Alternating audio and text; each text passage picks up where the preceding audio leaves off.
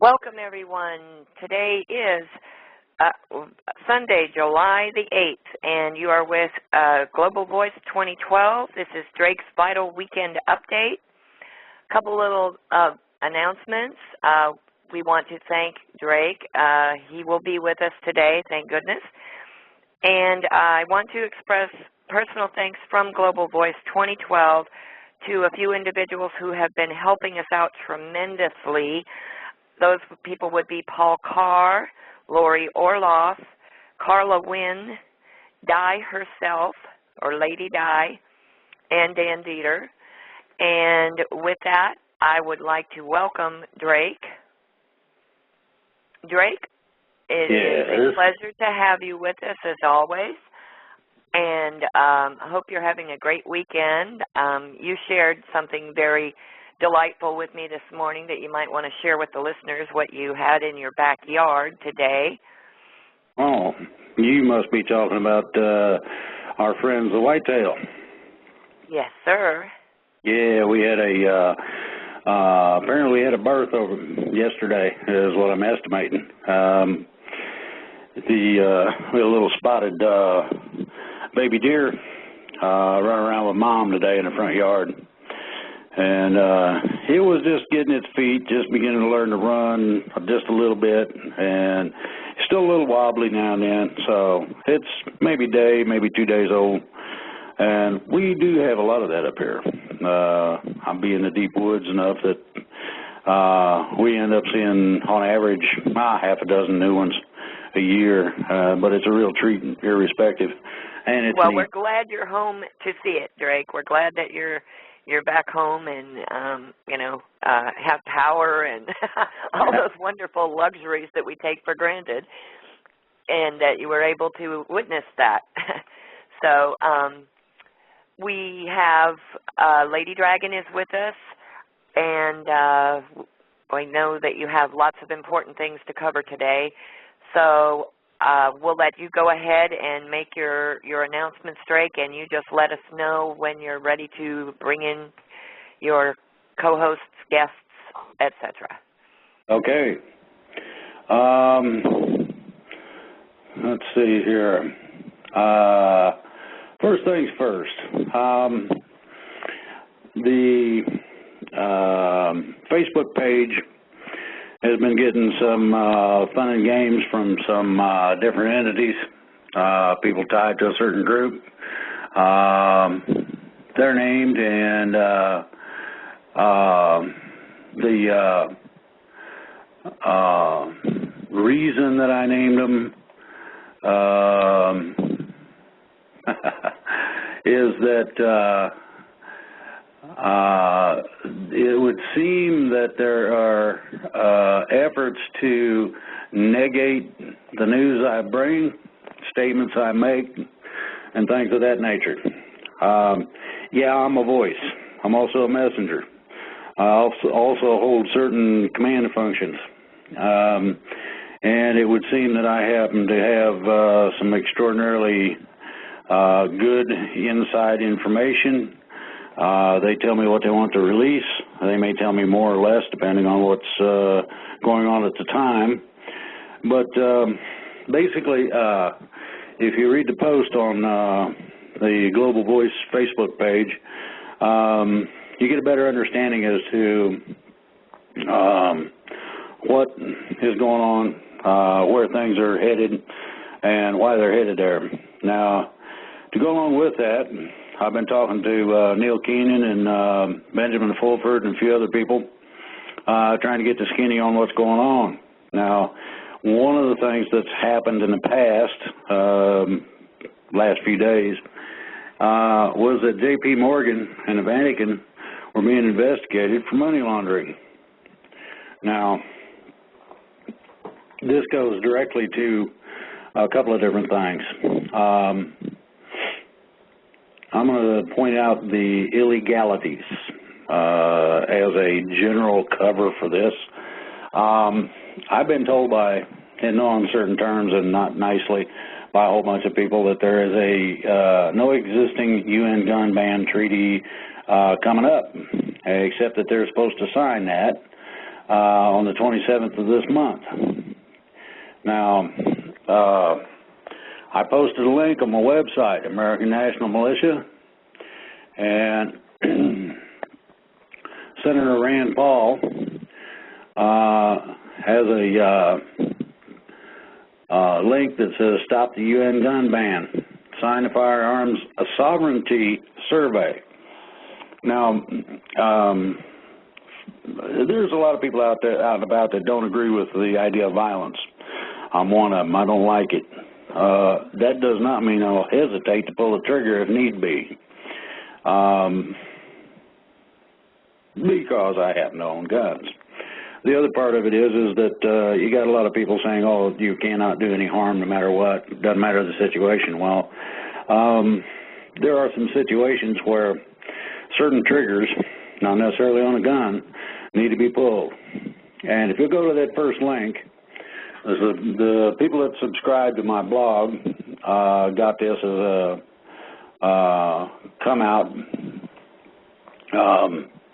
It was made available to them today. There are a lot of involvements in this. One of those is the idea that the United Nations has the right to tell a sovereign country what they can do with themselves. Well, America's always had a problem with that.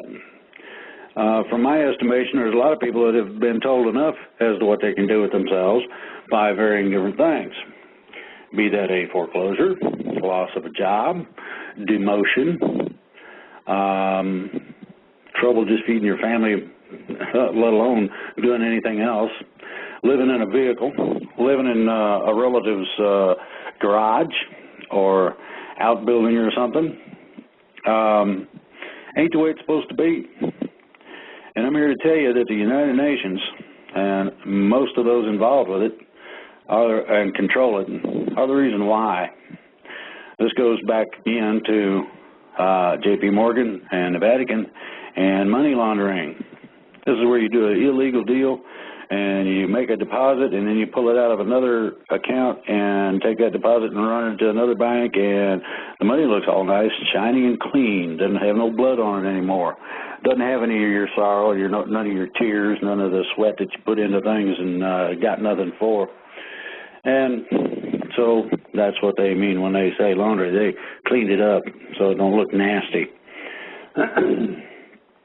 Now there's something that goes into this, and the reach of it is extreme. And by extreme, I do mean extreme. There's been a lot of people talking fear. Military is going to declare martial law, this and that. There's going to be war in the streets and all this sort of thing. We got a choice, and the choice is simple. First of all, they're on the run. Second of all, they're having financial problems like you would not believe, thanks to Neil Keenan and some other people. And then to go along with it, the military, our military, is becoming actively involved. So pretty much the writing's on the wall. Our days are numbered. But in the case where you're going to lose a game, and that's what this is to them, it's sort of like chess. If you're in a position where you're going to lose, you do as much damage as you can on the way out. And sometimes you can actually turn tables on somebody and win. Well, I don't give them that winning option. I think they've not only lost, but lost badly. The reason being is that, as I said before, the G20 meeting, there was a split. And I want everybody to take note of this. That split was between the G20 and the U.S. Ms. Clinton and Barack Obama and a few others decided that they were ruling class and that we were to make sure they didn't get their tootsies wet when they crossed a mud puddle, not by putting our cape on there, but by putting our body in there to fill the hole up. That's as far as it gets. You become a step stool. a convenience, so long as you do the bidding exactly the way things are supposed to be according to our rulers. One problem with that, and that's called sovereignty. Most people don't understand sovereignty. Most people don't understand that as a sovereign nation, you make your own internal decisions. You also make external decisions based upon the wants, needs, and betterment of individual people.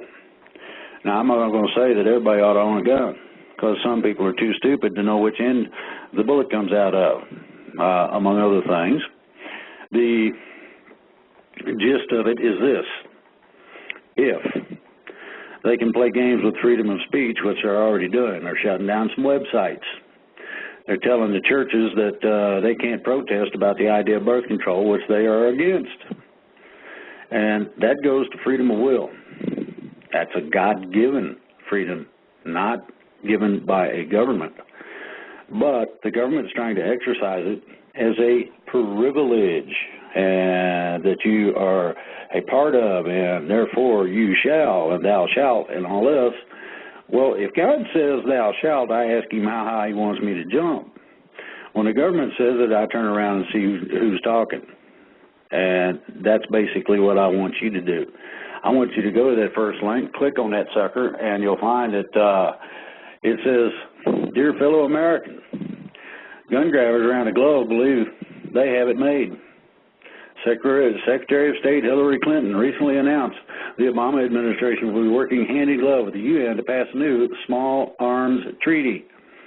Well, they say treaties are something that you can't break. They're something that you can't fool around with. Well, by executive order, you can do almost anything. Treaties are not an exception. Treaties are supposedly agreed upon. How does that happen? Well, we have a representative form of government, meaning that anything that's an edict or an absolute or a thou shalt has to run past our supposed representatives, House, Senate, and then is signed into existence by the president.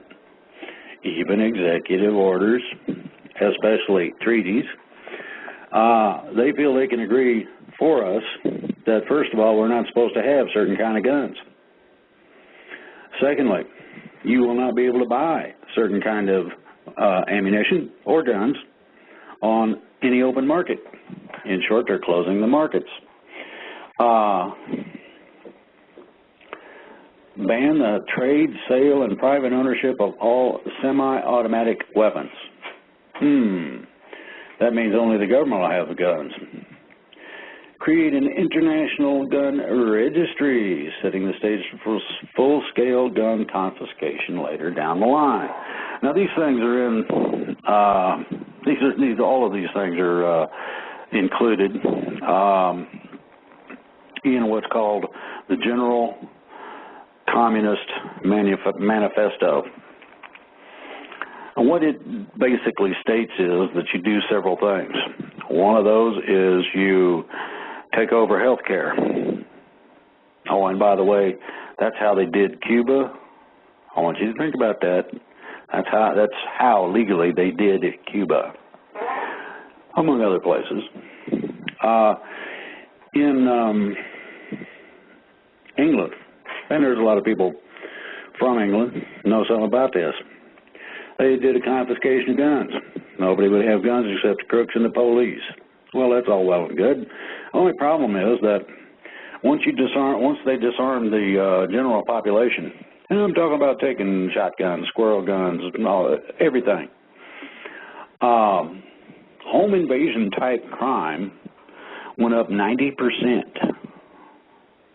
Well, if the crook's got a gun and he kicked the door in, he can do what he wants.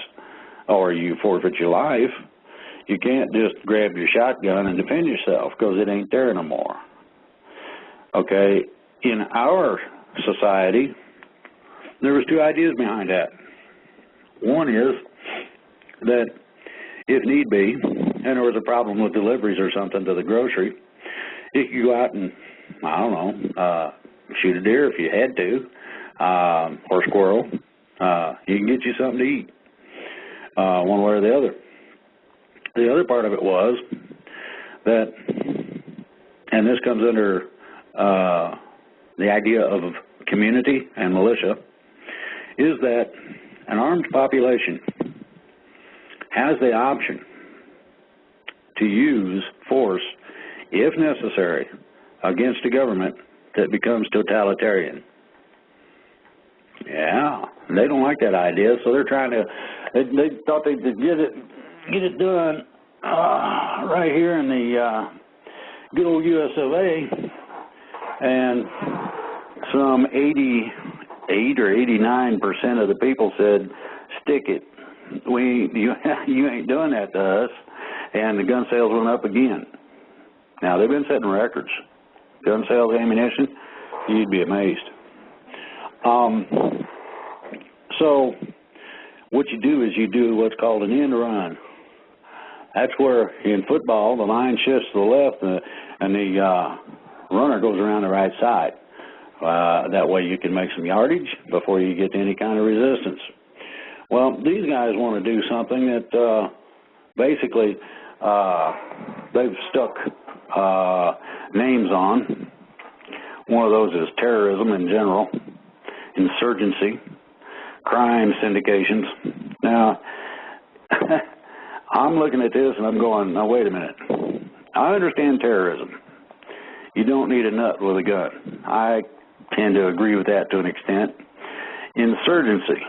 Okay, well that would mean that you got armed people coming into your territory or your area, your state, your nation. I think that ought to be met with the military, and I'm talking about special forces.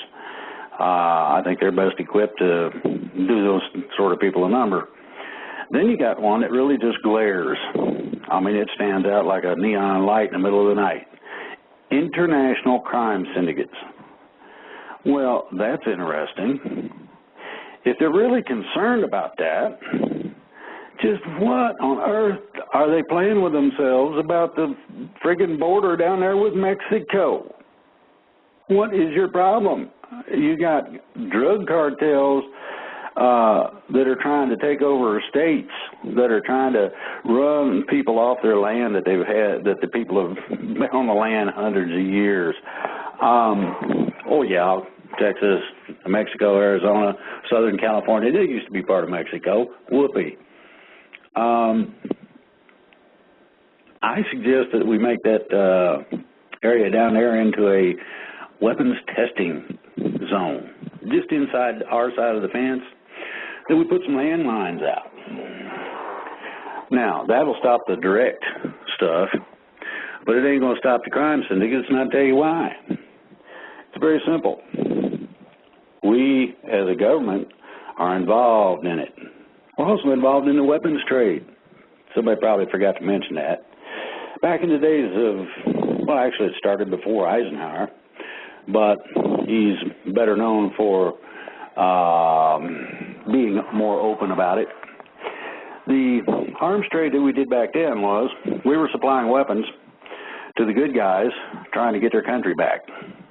Now that sounds like a decent deal pretty much in a lot of different ways. Give them some guns and ammo, go set your country free. We'd rather have a free country than have to deal with some idiot dictator. Well, that changed over a period of years. I don't know if you've noticed the change in businesses. It used to be customer service, and we want to make sure you're satisfied, and we want to take care of business and do things right and all this. And all of a sudden, it started switching. It started changing over. We went from what's called a convenience-oriented society. That's where you could get a new stove when the old one broke. That's a convenience. The throwaway part of it came a little later with the idea of fast food industries, TV dinners, things of this nature. Mom didn't have to do all that, spend all that time in the hot kitchen cooking. And I tend to agree, Mom probably shouldn't have been spending all her time in the hot kitchen cooking. But it's the conditioning. Yeah, that's a neat word. Conditioning of the society, of the people that live there. Now, here's conditioning. Everybody, I imagine, has heard of Pavlov's dogs. He rang a bell every time before he fed them. And then one day, he just rang the bell. And these dogs are slobbering all over themselves, wanting to know where the food's at. That's conditioning. We've gotten used to that convenient society. Now, that's my generation, the older people. We got used to some of that. Then we became more conservative and found that, well, maybe if we take real good care of things, we don't abuse stuff. You don't see a lot of older people doing do-nuts in the yards or on the gravel roads. They're trying to take care of their car. They would rather go from point A to point B than end up walking. Consequently, you take care of things. If you take real good care of them, they last a long time. So then we got into the instant gratification. That came along with credit cards. It wasn't too many years ago. There wasn't such a thing. It was a monthly credit that you had to pay off each month to a department store. Well, now you can take a card and plastic money, ooh, and they're advertising it on TV like, get what you want now, and they show it. They show you going to Vegas. They show you going to the mountaintop, and they're showing you this card. Just get this card. It'll take care of it all. They forget to mention about the 90% interest and that they can take your grandkids and things like that, but that's just small print, nothing to worry about. You know, sign right here, my man, sign right here. Okay, so we got an instant gratification. That means you get it right now. You don't got to wait. You don't have to save up no money. You don't have to basically be more responsible than instant gratification allows. You just simply go get it. Well, yeah, you can do that as long as you got enough monthly income. And then they decided to mess that up too. There's a load of foreclosures going on. Still is, in case people sort of forgot about that. And those foreclosures are because the paperwork is butt wipe, in all essence. No confirmation of employment, no nothing of any substance. Not only are you unemployed, but they said that you were making $50 an hour, so you know you can afford that new house, and they just sign you up, and in a few months, even if you do manage to make some payments, they come get you and say, see ya, and that runs everything. What little good credit you might have had before goes in the toilet, and the banks, well, that's not their debt. They didn't do it. That must be the people's debt. It's called a bailout. The crash is called a bubble, and we got a bubble. And we're looking at a crash. And the essence of it is this. Yeah, we're waiting on people to get things done. We would love to have seen a 4th of July celebration where they started running everybody to jail in big chunks. Bring in the freight train and fill them up with politicians and run them off to the FEMA camps. That would have been great. Well, because of certain legalities, that's been a little bit more difficult than people thought. However, if people would like to have a voice about not having all the fun and games, maybe getting something done at the same time, there is a survey underneath that first link, Official Firearm Sovereignty Survey. Do you want somebody outside of the United States to be telling us what we got in our Constitution and how we're supposed to act, how we're supposed to be, how we're supposed to conduct our business? Or do you want sovereignty? It's that simple.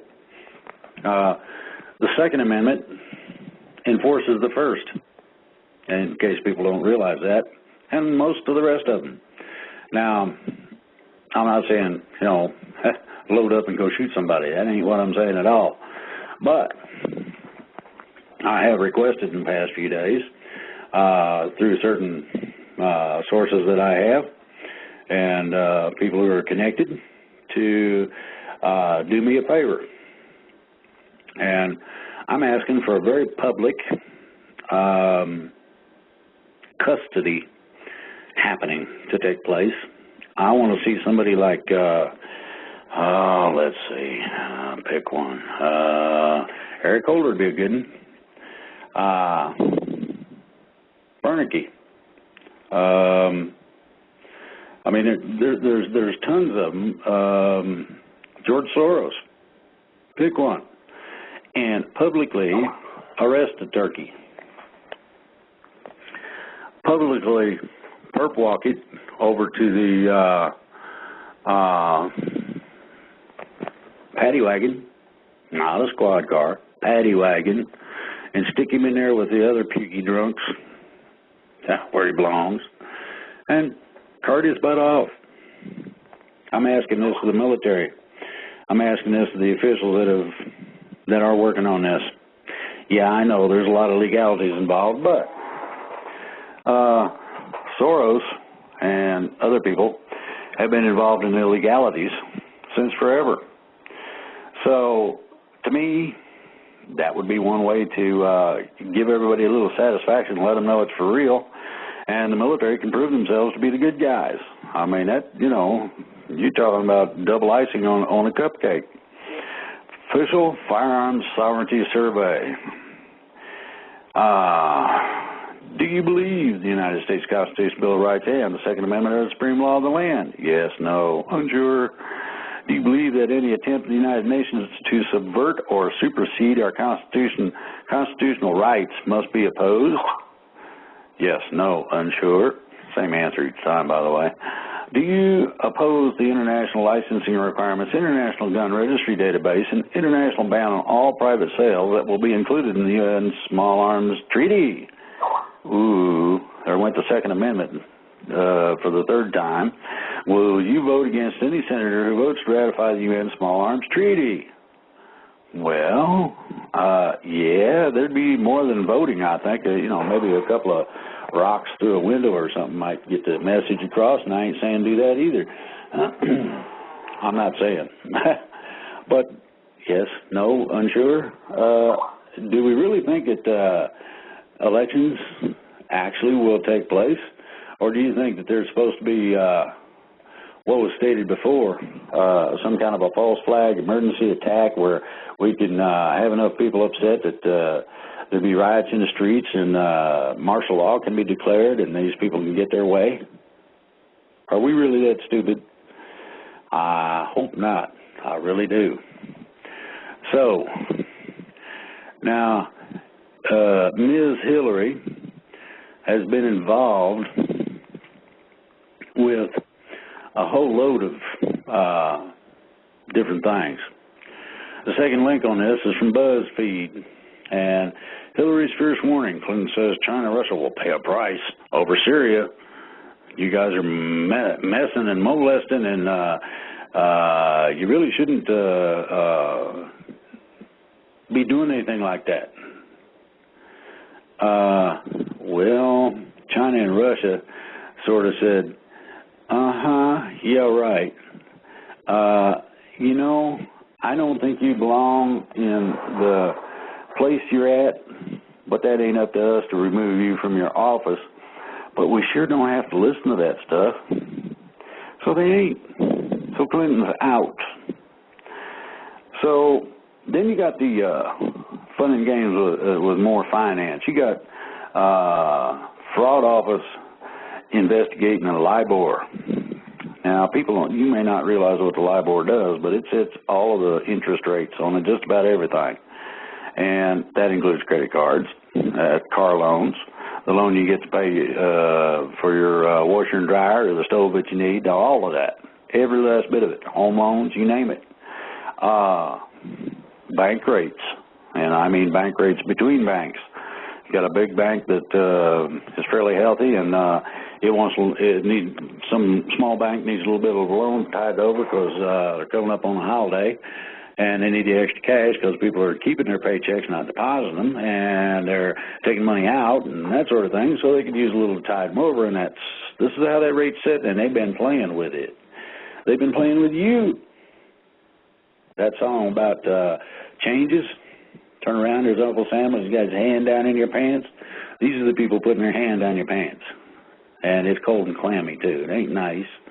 Now, Phil Falcone plans to blame everything on his lieutenants and lawyers. I'm not guilty. Everybody else is. Now, I think I heard Eric Holder say something about that, if I'm not mistaken. I was just now recently made aware. Dude, I hate to inform you, but because international gun trafficking turned into a moneymaker, and it was decided that the money alone was what was running it.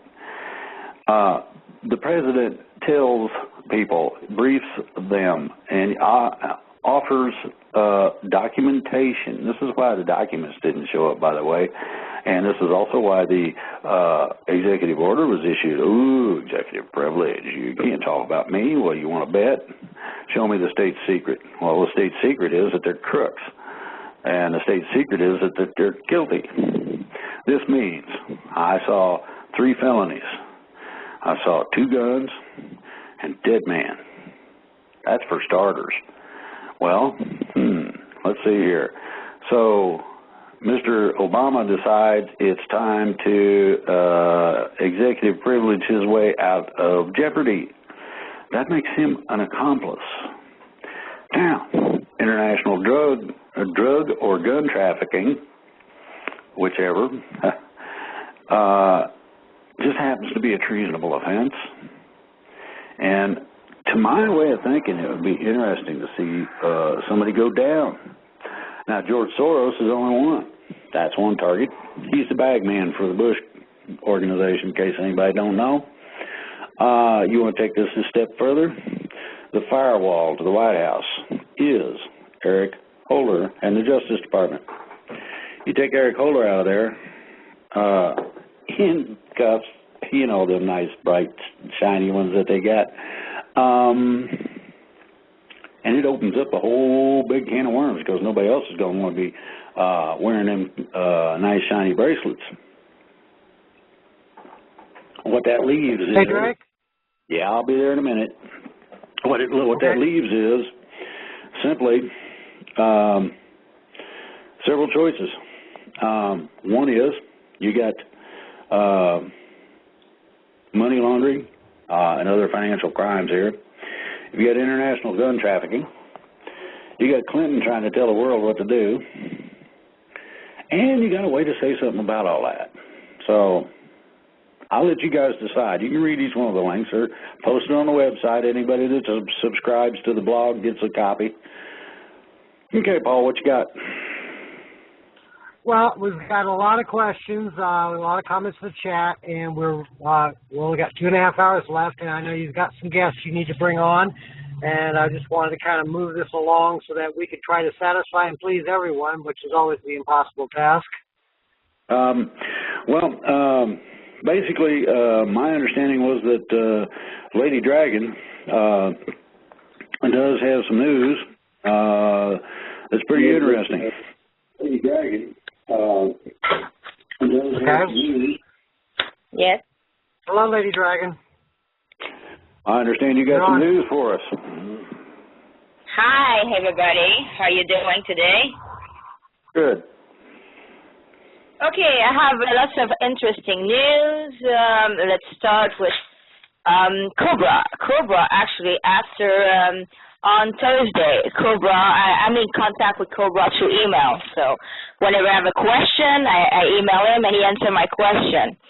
I asked him about what was going on with Wednesday, which I put on my website for people that wants to reach me. It's on ladydragon.com and fcm2012.com. And he was saying that part of the problem was that if the Drake's people would have gone ahead, they would have released some type of weapon on the population. So they didn't go ahead with it. Then he gave me another update on Friday, and it was saying that they have mechanism in their body that if something happened to them, that a weapon of some sort that will be launched somewhere, and that's what they are working on. Plus, in his first update, he said, in his first article that he gave me, he said that people don't realize that the cavalry is not just one guy on a white horse coming and liberating the entire world.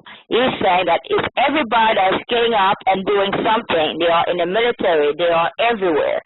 He says it's not only people that has a gun.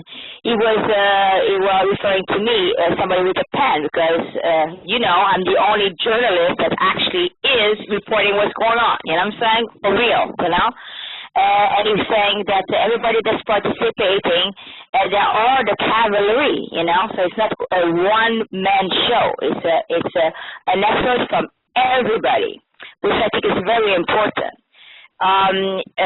Speaking on effort from everybody, I'm losing my voice, people, because I've been on the phone with everybody that emailed me and gave me their telephone on our last show.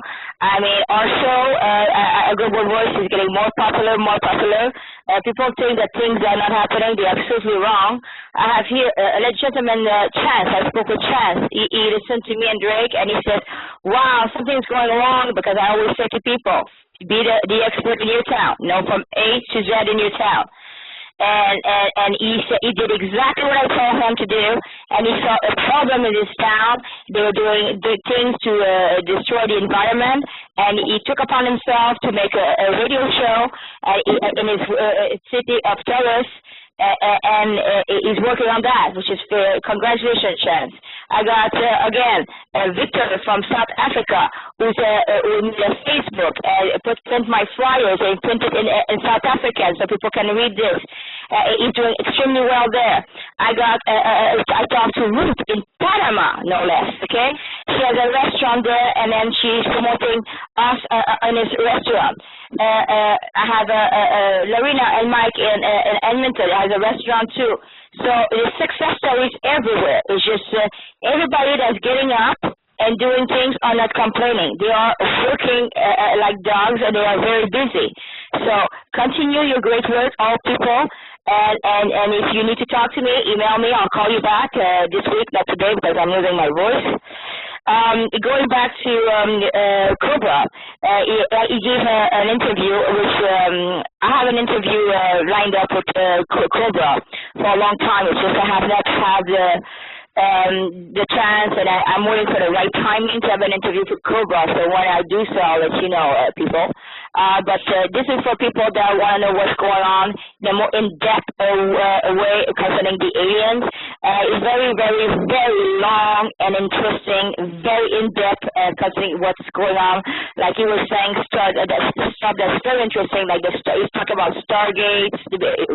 Stargates exist for real, in case you did not know. They are in Iraq. That's no news, but he gives them more detail about this. So I advise people that love all kind of these things to read the article on my website. Now we're going to go back to the douchebag. I have, it goes back to what I always said, and Drake always say, that banks, I always say, money's better be in their pocket than in the bank. And now you'll know why. An official said, the ATM might not work this weekend. ATM and a debit card might not work this weekend. They might have a malfunction, and Deutsche Bank in problem too. On Friday, on Thursday, the Deutsche Bank ADR plunged 5%. I have the entire article on my site. Things that has happened with, speaking of banks not having things working, let's go to Russia. The SBER Bank, the Esberg Bank, said maybe they have problems with the ATM again and debit card. So they have a malfunction, technical malfunction, so might not be able to get money out of there.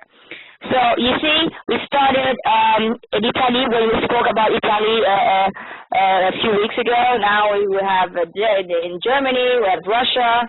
So, you know, people prepare. I always say prepare. You know, look at what happened in last week. You know, you need to prepare. We never know what can happen, especially these days with everything is so volatile, you know? Excuse me, Lady Dragon? Lady Dragon? Yes? Please, honey, could you please, like, maybe move your voice away from the microphone just a little bit? You're coming through a little staticky and exceedingly loud. If you could just maybe move your mouth a little bit away from the microphone, we might be able to hear you a little bit clearer. Is it better like this, Denise? Yeah. Yes, ma'am. Yes, ma'am. Thank you. Thank you. I apologize. Okay. Okay.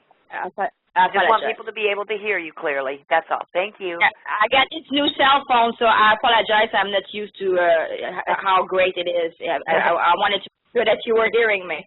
Okay. Okay. Thank you. I'm sorry to interrupt you. Go ahead. No problem. Okay. I've been speaking about Barclays for a while now. People might not know, well, Barclays in the UK, who cares? Well, Barclays is one of a very important bank in London. With that mess, hey, Sam, mange pas le téléphone à mamie. Hey, don't, mange pas le téléphone à mamie. Sorry, my parrot is in my telephone.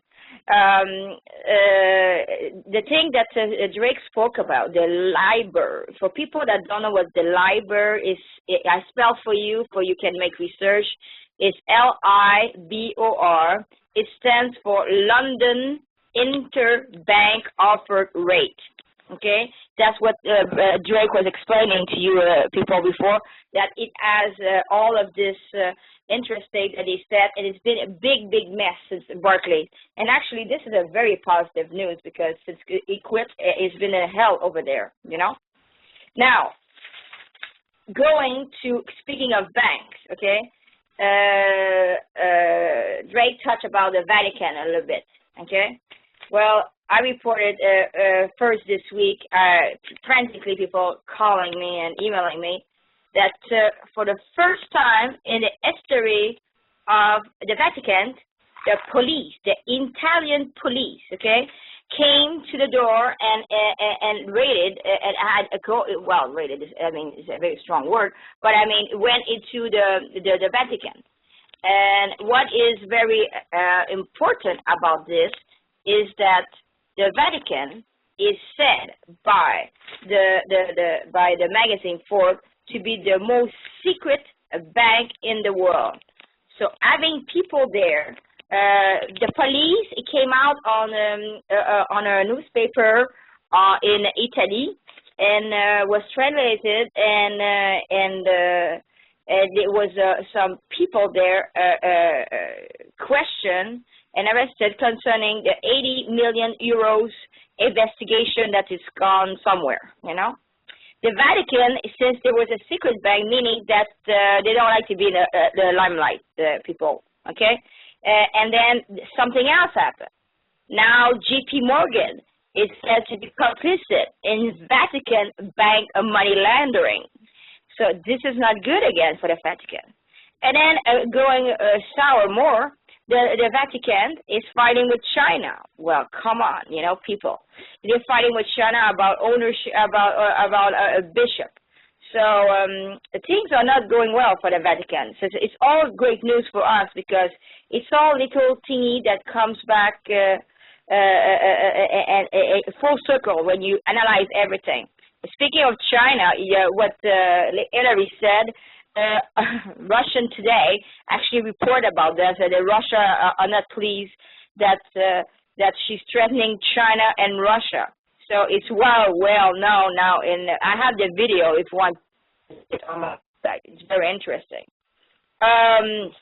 Two things in conclusion on my news.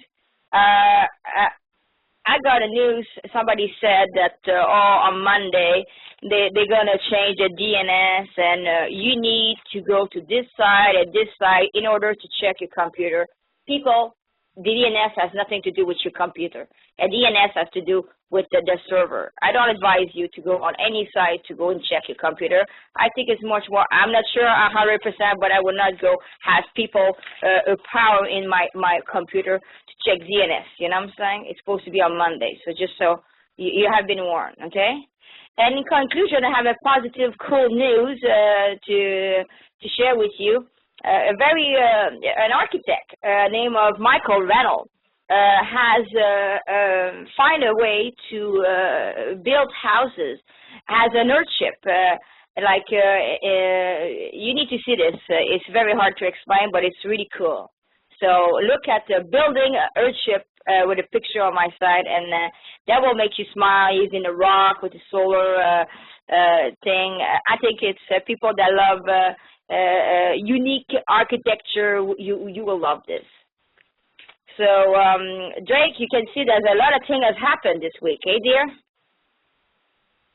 Yes, there's a bunch. It's seems like this stuff is beginning to become I don't know what you'd call it, contagious.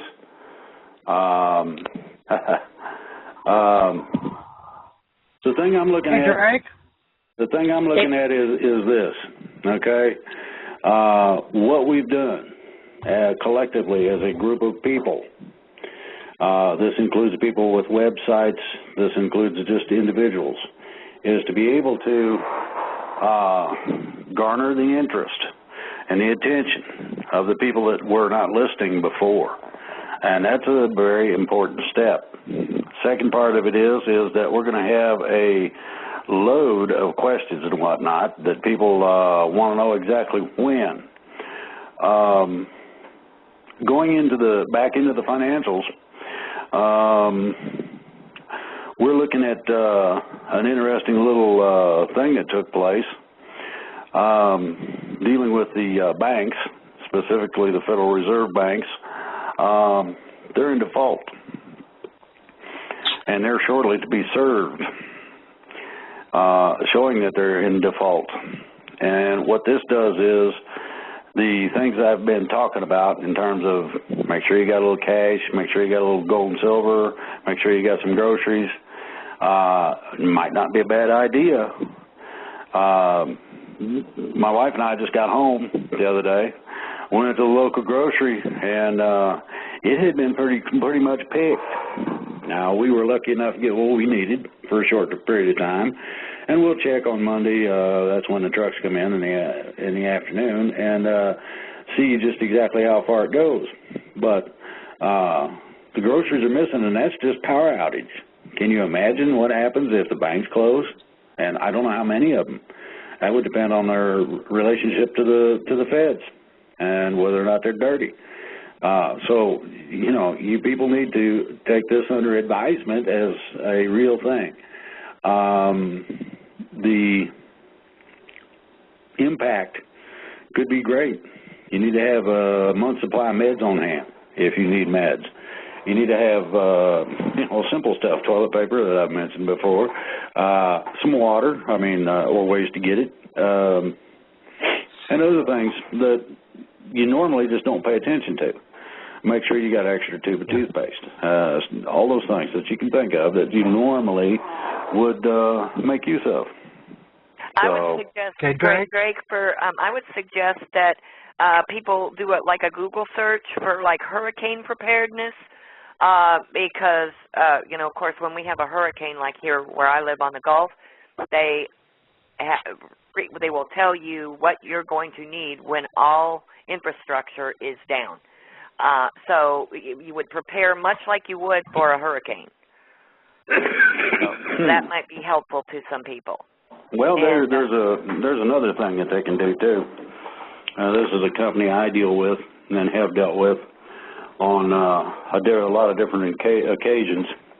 It's called Survival Enterprises, and their toll-free number is 800-753-1981. They got just about everything or can get it. This includes water filters and other things that might be of need. They do have what's called readiness packages for people that might be facing a disaster or a situation where supplies are not readily available. We will post that on the websites for everyone, too. We can, Also, I want to advise something as well. That would be also beneficial, beside the food, the money, and everything, the clothing as well, people. Make sure you have boots, solid boot, construction boots. You never know. Let's say there's a little riot where you are and there's glasses in the street.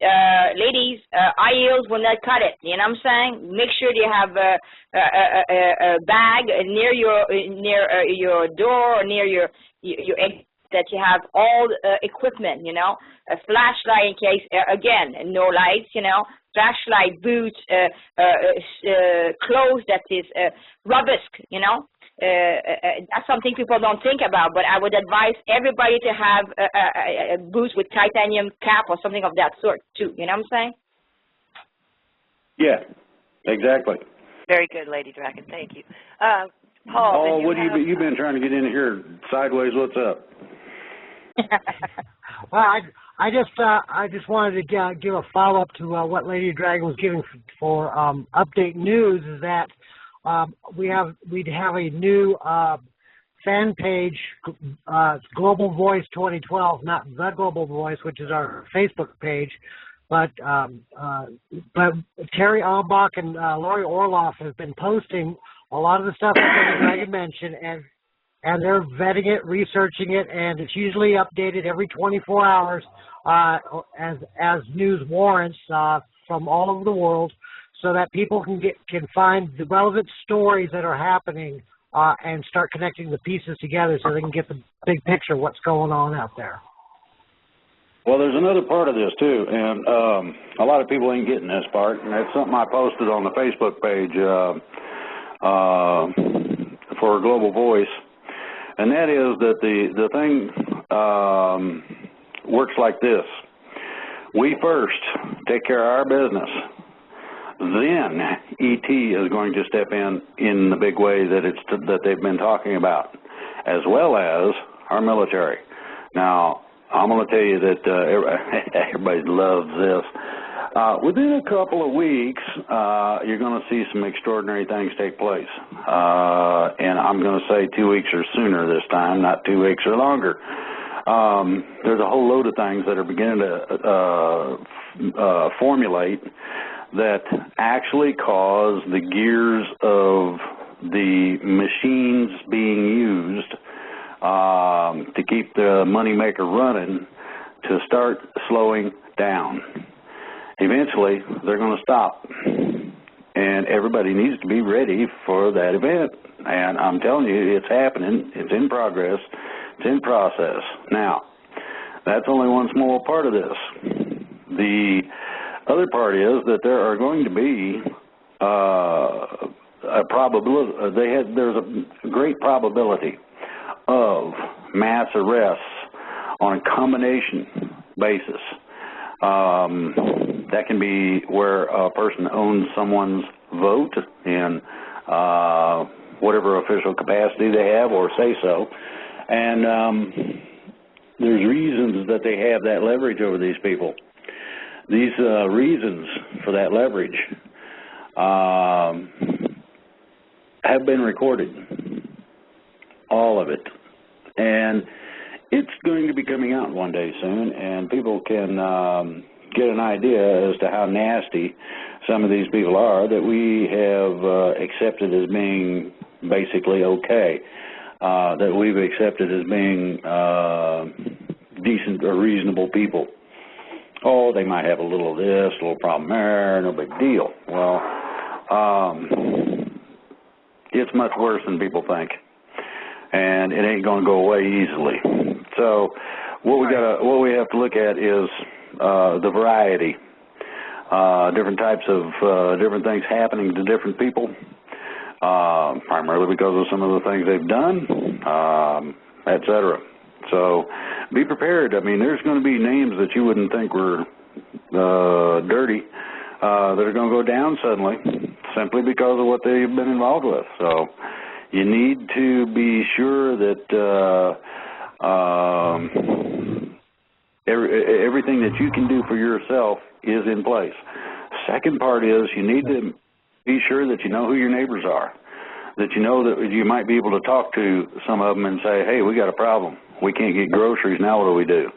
Well, two of them got gardens, and you just happen to have a really good generator that can bring water up. There you go. You got a partnership right there. Just that simple. Nothing complicated. Or you might be able to do something somebody else can't, whatever. Okay. What I would like to do, I'm involved with several things here all at the same time. What I would like to do, and this is under construction right now, is to have a frequently asked questions portion to our sites. These frequently asked questions, people will say, well, what do we do about finance? When is this going to happen or that going to happen? I can give you information, but I'm not giving any dates, nothing solid, period. And the reason for that is that problems came up the last time they wanted to do this, well, the first time they wanted to take care of business. There's some problems cropped up suddenly. All of a sudden they couldn't do what they wanted, what they intended to do or wanted to do and were trying to do. So they had to put it on hold. That was the first date.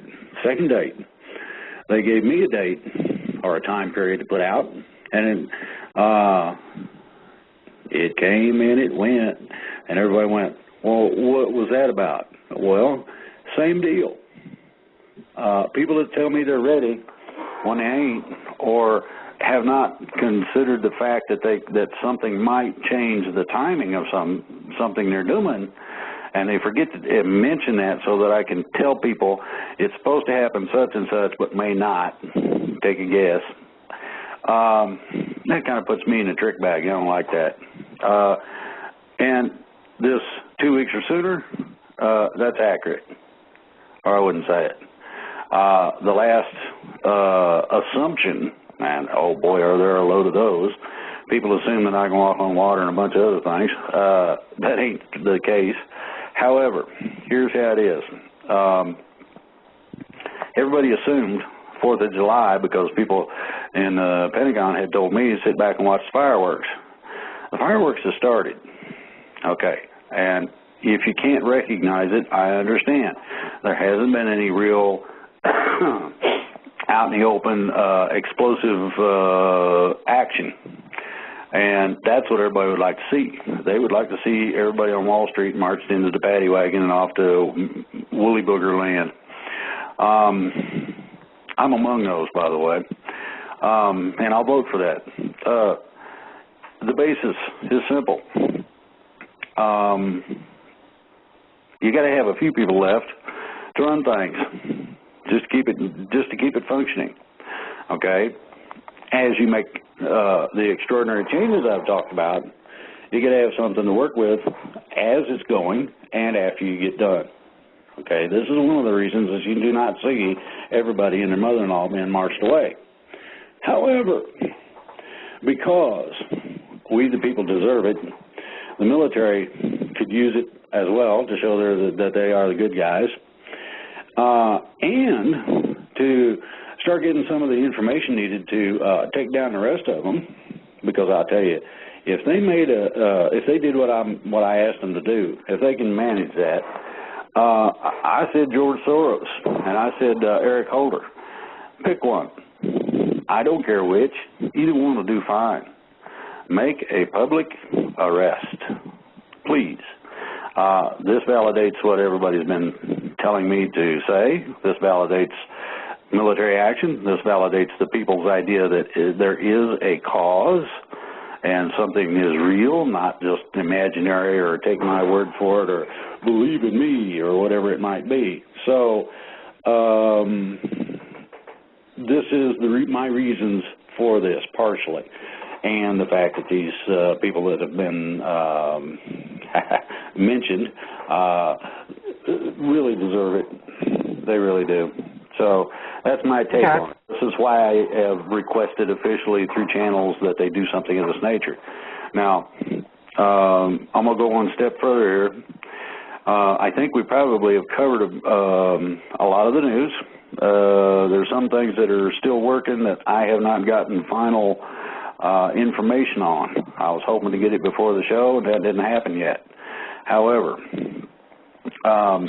if it comes up, you're definitely going to hear about it.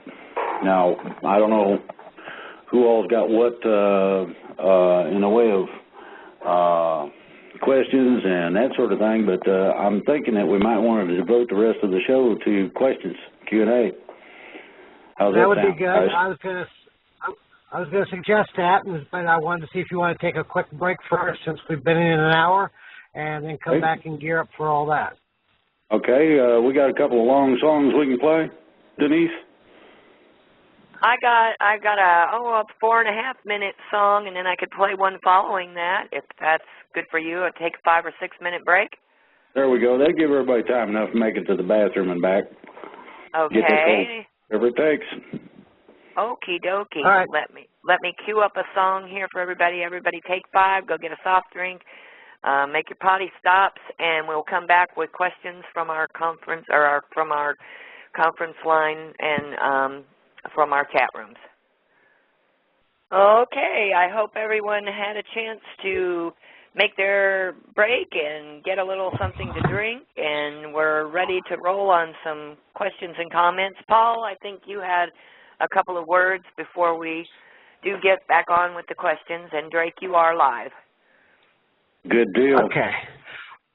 All right, Drake, I just wanted to, go back down memory lane a bit, because I think a lot of people are making assumptions, especially the newer ones coming into this, and haven't really gone back for the last 6 months that we've been talking about this, and try to make some clarifications. For the first assumption people are making is that this is your plan, or that you're telling the military what to do, and or else that the military asked you to do this big plan and everything else. I think there needs to be some clarification on that, about where this started, because there's a lot of questions coming up that we're going to get answered here in a very brief time with what this was all about. Okay. First of all, there was a project, and there were several people involved in, and then as the project got going, many more. And this is an individual basis. There's no group, and there is no leader. That makes it a little difficult to attack, for one thing, but the handle that it got was nation states. And the nation states project has been concluded successfully. What it did was, the paperwork involved were original documentation. What it did was, we agreed to it, and then we took it as a body, or culmination of several different small packages, one from each state, put it in a big package, and sent it out as a notification. The notification process basically does one thing, and one thing only. It declares, through notification, that we are an independent nation. Due to the Articles of Confederation being included, we state so in majority agreement to be free. That's the premise of it and the basis of it. At the same time that takes place, the notification process also gives the military the civilian authority to take their actions to help us free or finish the project to free this country from our corporate government. The idea for that was not mine. I did my own research and work on it and came up with pretty much exactly the same thing they did. The people who did it first, foremost, and primarily are located in Pennsylvania. And they were requested whether or not, what do you think of this? Do you think, this could be continued? And so I'm not even in the picture yet. I want everybody to think about that. Other people were contacted. Now, hold on a minute. Other people were contacted and asked to run with the boss, so to speak, kind of lead the way, help things get going. There's several people involved in that, not just one. And as I say, I was not contacted right away about this. So, no, it's not my plan. Oh, it is not my thing. Okay. Now, would it be fair to say that if the people in the states that initiated this process, if they didn't do what they did, you wouldn't be out here speaking right now? That's a portion of it, yes. Now, to make this clear, there are several different divisions or areas that this thing is working within. The first thing was the freedom process. That had to be done. And I was quite honestly shocked as to how quickly we were successful in making it happen. Okay. What people have to remember is that the difference. There are financial interests, tactical interests, and social, or what you would call population interests. The financial interests don't have a green light yet, and the green light. I want to make this clear. The green light process happens when when it is expressed that we can go on mainstream media with our information. It has not fully happened. Tactically, yes. We've got a tactical green light. That means that we can then tell the militias that they might be contacted by the military, freedom groups, etc., as assistant to whatever they might need to be done.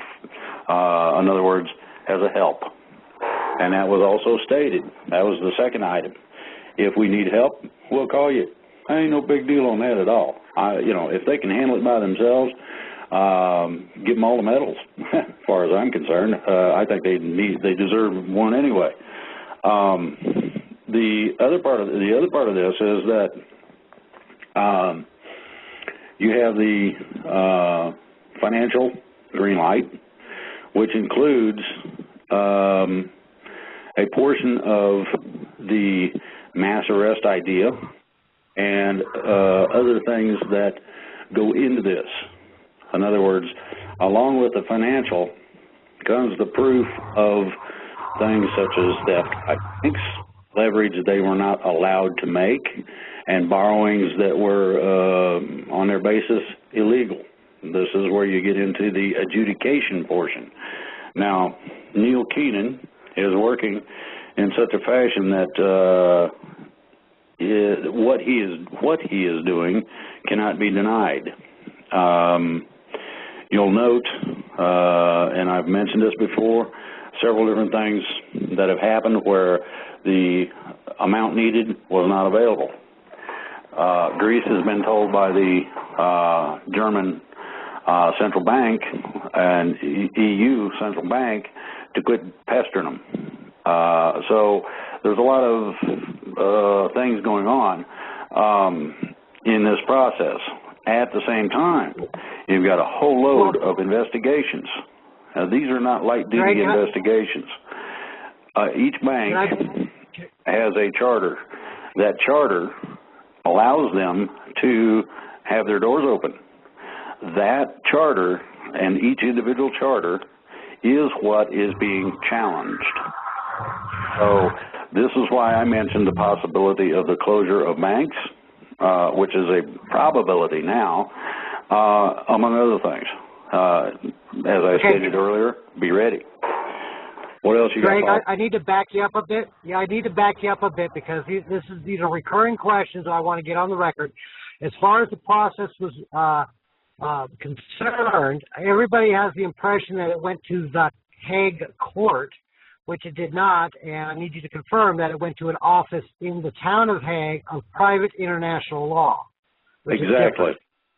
And there was also some question as to whether or not there was legal requirements in the presentation or delivery of that package, which there are not. There's no legal basis for that because it's not an actionable legal documentation. The other part of it is that because the question came up so adamantly, I personally had it checked, and there's nothing extraordinary, nothing funny, etc., that went on. The individual packages that contained the original documentation were marked in a specific manner. Each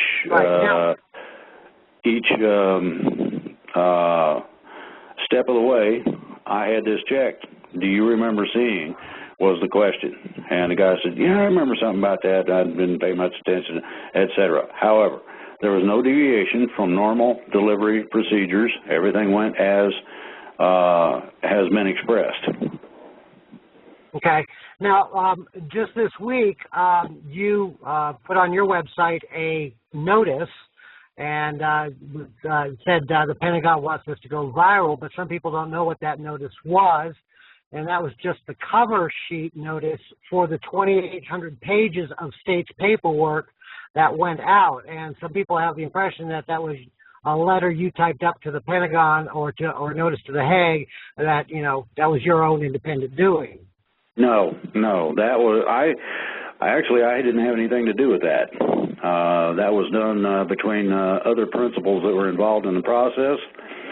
I thought it was an excellent document, and due to another questioning recently, I decided to post that so people would understand the difference between what has happened, what's going on now, and what we can do to make sure that it don't happen again.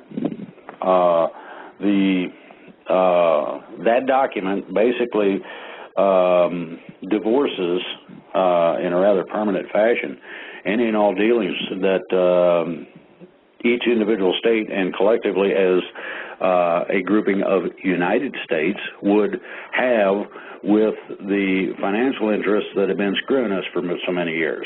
Just that basically simple. The other part or secondary part of it is that the individuals who have done this can pay their own bills. It ain't our bill to pay, and I ain't buying them lunch. They've already stolen enough, and if they can't be satisfied with that, shame on them. Right. Well, I appreciate you giving some clarity because these are questions that continually come up in chat, and I wanted to get them on the record for clarity. Okay. Okay. So you ready to take the general chat questions now? Yeah, let's hit Denise one time. Okay. Drake, okay, well, first of all, I would like to let our callers know that we have a large number of questions from both the chat and callers in, and I would like you to please respect and hold your questions to just one question, and we're going to try to get through as many questions as we possibly can and get the questions answered today. Okay, so first of all, we have a caller, Michael from Arizona. Michael, you are live. Thank you, Denise. Hey, Drake, this is Michael from Phoenix, Arizona. I've talked to you before. I just wanted to let you know I'm a disabled person here in Phoenix, so there's not too much physically I can do, but Friday what I did is I called the local sheriff's office here, and a lot of people are familiar with my sheriff. It's Joe Arpaio, and I called and spoke to someone on his staff to find out if they were aware of the Social Security number that he was using since he was 15 from Ohio, and they said that they were aware of that. They just found out. And I called them to have them look into the Arms Trade Treaty and briefly explain to the woman what I understood it to be, and she said that they were definitely going to look into it, and it was definitely going to reach his desk. They took my name and number, so I'm hoping to hear back. If I do, I'll post that in the chat.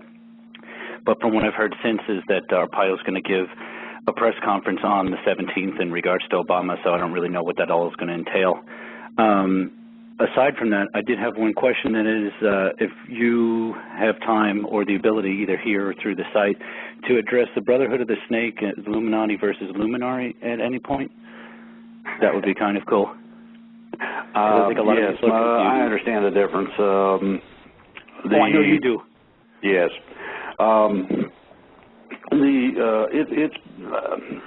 It's all basically simple.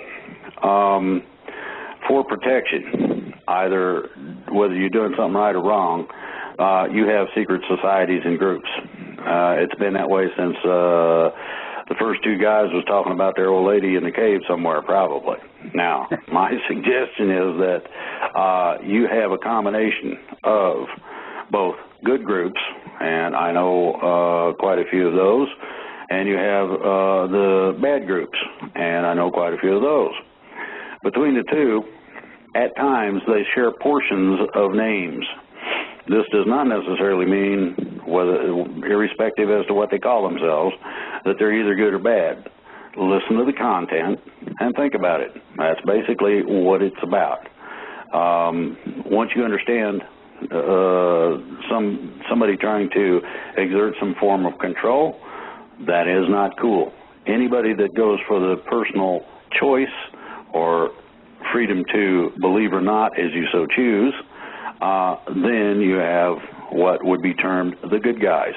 Now, between where we're at and where we're going to have a whole bunch of adjustment to do. And you're going to find some things that everybody used to be used to not being there anymore. You're going to find a whole bunch of new things in their place. And they may and should be a whole lot simpler.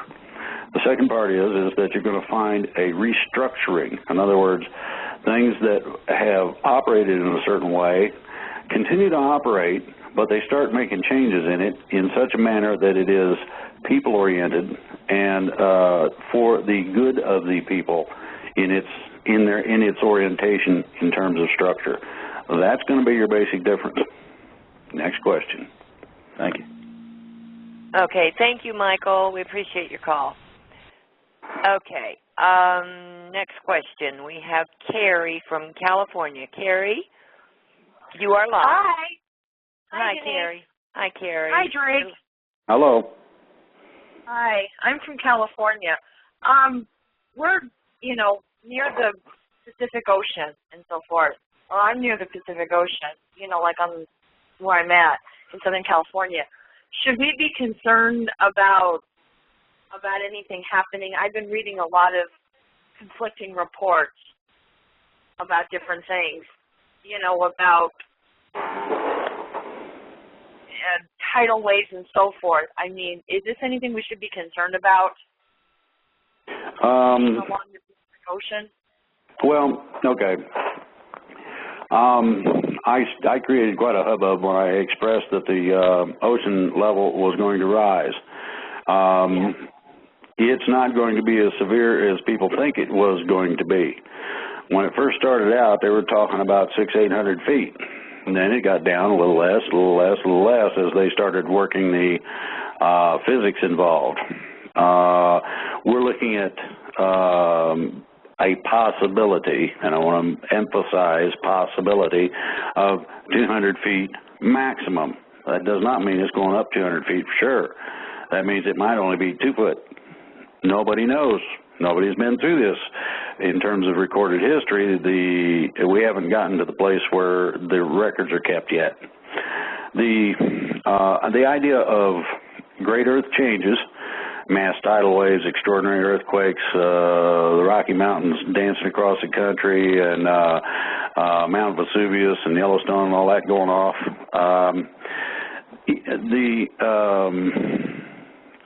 The simplicity is this. As we clean up our nest, in other words, we can take care of humanity and get it running the right direction, and we start attending to the needs and damage we've done to Mother Earth, we make these things of change of that type lesser and lesser and lesser. The calm, cool, directed peacefulness is the ideology, both in the idea of changing our government and in terms of these earth changes everybody has been so concerned about. So I understand what you're saying, Dre. But I mean, for those of us that are like right near the ocean, I mean, literally by the ocean, is this something we should be concerned about at this time, or should we like go more inland area if something were to happen? Is my question. Okay, well, the thing is that there are technologies that are capable of planetary control. Man, as such, does not possess those technologies as of yet. The angels, ETs, whatever you want to call that, have been working behind the scenes to stabilize our planet, make sure that the awakening of our planet is not destructive. She is beginning to awaken now, and so far it's been a non-violent event. Everybody likes the idea of being able to go out and commune or be a part of Mother Nature. So in that essence, then when they run across some trash blowing around, they snatch it and put it in a trash can. Just those simple acts help a lot. Second part. Okay, hold on. Second part. We do got a lot of cleanup to do. We do have a lot of changes to make to the manner in which we have conducted our business before. This includes taking fluids or solids from Mother Earth and using them for varying things. So as we progress, and it's a rapid progression, believe me, as we progress away from that into more of a full, environmentally healthy manner of our conductance, Mother Earth feels like it's almost like stroking the cat. She starts purring, and you get a real nice reaction. So these are the things that we have to look at. We need to clean our mess up quickly so that we can get busy taking care of Mother Earth. Just that simple. I think what she's trying to ask, Greg, is if she should pack her bags and relocate in the event this happens, or should they just be on guard? Yeah, I mean, should people be with the possibility of this happening? Where I'm at is on the west. Where I'm at is like in a beach community, and there it's very urban and it's hugely populated. So should we just be on guard, or Well, it's pretty simple. Watch your high tide. To higher ground. Just watch your high tide. As long as your high tide's not too extraordinary, don't worry about it. If it continues to gain, then it might be time to pack your bags and go to some place that's a little higher up. Go to higher ground. So, okay, Carrie, thank you, honey. Carrie, thank you. We have not gone. One thing I want to emphasize: this has not been gone through in the last million years. The written records have got kind of funky, and I doubt anybody could read them. So knowing exactly what to do and how to go about it, that's right now a mystery. I understand. I know we're limited to one question, but I just want to get, please, I tried to ask this last time, and I kept getting knocked off the system to calling in. I've been, since being made aware of what's going on last year, Drake, myself and other people, I mean, we've been following you and following all this, and I literally say my prayers every day, morning and night, for you, for the white hats, the white knights, whatever you want to call them, to keep everyone safe. I know I followed the Breitbart story and how he, quote unquote, died, which I don't believe it was natural causes. And following all this, and I've been following all the updates and the reports on the different websites, Cabal blog and so forth. Just once and for all, or I don't know, I know you can't say very much, and I understand that because of certain conditions. They have, and I read this, and I wish I could remember which site it was, that Obama, our current president, is really a light worker, quote unquote, in disguise, and he is really one of the good guys. Please, is this true, or is this somebody putting out false information? That's misinformation. Whether anybody likes it or not is not my problem. I've done my homework and found out what is really going on. the man's dirty, like it or not. Okay? He's as dirty as the rest of them. And I would just like to say this. You know, I pray, you know, and with, you know, with everyone else. You know, these people are, it just opened my eyes tremendously. I watched the movie Thrive, and it opened my eyes so much that it was literally scared of what these people were trying to do. It just makes me sick. We have the right to life. And yes. I will be very glad, along with everyone else. You know, the Vatican, the Pope can go south, and I don't mean, you know, like on a vacation south. I'm too much of a lady to say, you know, any bad words. But all of them can go straight south. And what they have done to everyone is there are no words to describe, you know, the feelings of what these people have done. You know, the 9/11, the everything else. I mean, there was no excuse for it whatsoever. And right. for them, I'm inclined to agree with you. Each and every one should be made to pay for crimes against the human population, not just in our country, but everywhere else. We've got other callers we need to get to. Carrie, thank you so very much. We're going to have to get to our next caller. And we have Captain in Dallas, and then I am going to turn it over to Paul for some questions from our chat. Okay, Captain in Dallas, you are live. Okay, thank you, Denise. Mr. Drake, I want to ask you a very pertinent question. You mentioned last time you were on the call that watch the fireworks and it's a go, and the cavalry is coming, and now you talk about a possible another green light within that 10-day period that you know of. Who's authorizing you to say that, and what makes you think that this is the process, and what's going to happen when that process does happen? Okay. First of all, the people I get this from are going to remain anonymous. Whether anybody likes it or not doesn't make me any difference. Second part of it is that the people that are telling me this are people who are in a position to take actions as necessary to free our country. Third part of this is that there are a multitude of levels of green light. One was tactical. That was the one that I was given to out on that one particular call. The full green light is not yet. That's coming hopefully within the next 2 weeks or sooner. As I've stated before, I'm hopeful it's a lot sooner. I can only stand so much in terms of waiting.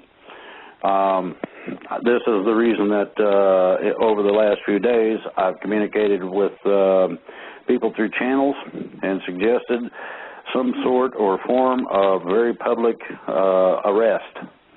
One individual would be fine. It doesn't matter to me. Pick one. Soros. It doesn't really matter. But the ideology that a public arrest is made is what counts to me. This shows validity of things that I was asked to say and the people that have asked me to state them. It also shows a validity to the efforts that all the people on this call make daily, making sure that information and whatnot gets out. People who want details, some of the details are still being worked on. I'm waiting, as I stated earlier in the show, for details that I can release dealing with financials. And I will state this again. Be aware that the banks are in default on the lawsuits. that means that their charters are subject to be negated, nullified, and or removed from their ability to operate as a financial institution. That's pretty strong, actually. So that's basically where it's at. Thank you, caller. Okay, Paul, do we have a couple questions from our chat, please? And I will ask. We got lots of them. Okay, and I will ask our callers on hold, to please be patient. We're going to try to get as many of you in as we can. Go ahead, Paul. Okay. Let's just take it off in another direction here, Drake. People want to know about the Keshe Foundation, and will that technology be released to the world in the sense of what's coming down the pike? To an extent, yes. It depends on which portions they're told to release at what time as to where the general direction of it goes. Be advised that they all are advanced technologies over what we presently have, so there will be improvements in things. Okay? Okay. And then touching back on the state's process, can you give us a update on how many states are in the work or are completed now, or do we have to go to our friend in Pennsylvania to get that information? You need to go to the friends in Pennsylvania to get that information. I quit being involved with that at the point that the operation was completed successfully to the satisfaction of the people that requested it. Okay. I'd just like to point out for the audience, the initial package had 30 states, one Indian nation upon the initial sending of that package. I know we've brought more states on, but I don't have an accurate count at this time. But all states are covered in the initial notice. So, okay. If there's a 140-country alliance against the Cabal economy, one would think these 140 countries are against the New World Order, right? If so, how come the United Nations can vote in a ban? That's what the question is. I don't know if that's correct. That's pretty correct, actually. The United Nations thinks it's in an independent organization representative of a variety of countries. Now, I put out some documentation on the global constitution that Hillary Clinton was putting out, working on, or however you want to look at that. That thing was vetoed by several people with veto power, and the veto was ignored, and it was taken on a majority vote kind of thing. Some people don't think that representation means anything, and these are the people you're dealing with. Now, as far as making edicts, the United Nations, you're looking at, instead of a direct edict, signing on to as a party of a treaty, that's a little bit different. Nations that sign on are bound by the treaty. Nations that do not are not. Obama hates guns, and so does Clinton, and rightfully so. Somebody might shoot him, and that's a personal concern that a lot of these people are looking at and are facing and know as a real danger. Therefore, if they can eliminate the capability of people to have small arms defense, then you come and collect the rest of these small arms. You then have servants and slaves instead of a free people, and that is the basic idea. Okay. When we were watching the Iraq War back in early 2000, I remember seeing one of the propaganda ministers or something. He would be standing out there in front of the cameras going, "Oh, there's no need to fear the U.S. military isn't coming," but yet technically they were right around the corner. Would that be the same thing we're seeing here? Is that they're pretending like nothing's going on and trying to keep us in fear while their whole world is imploding? Pretty much. The power that they have left is something to be concerned with. The military and others are in process of eliminating that power. When that power is negated, then you're apt to see a combination of mass arrests in terms of outings over things that are unconscionable, that I will not mention on live radio, no matter what. It's been requested that I keep this confidential, and I am, only to that extent that there's more to it than people have any idea about, and that this will be made public at the correct time. Okay, I got one quick yes or no, and then I'll turn it back over to Denise. Has Keenan refiled? Not yet. Okay, do we have a time when you think he might? I can't say. Okay. All right, Denise?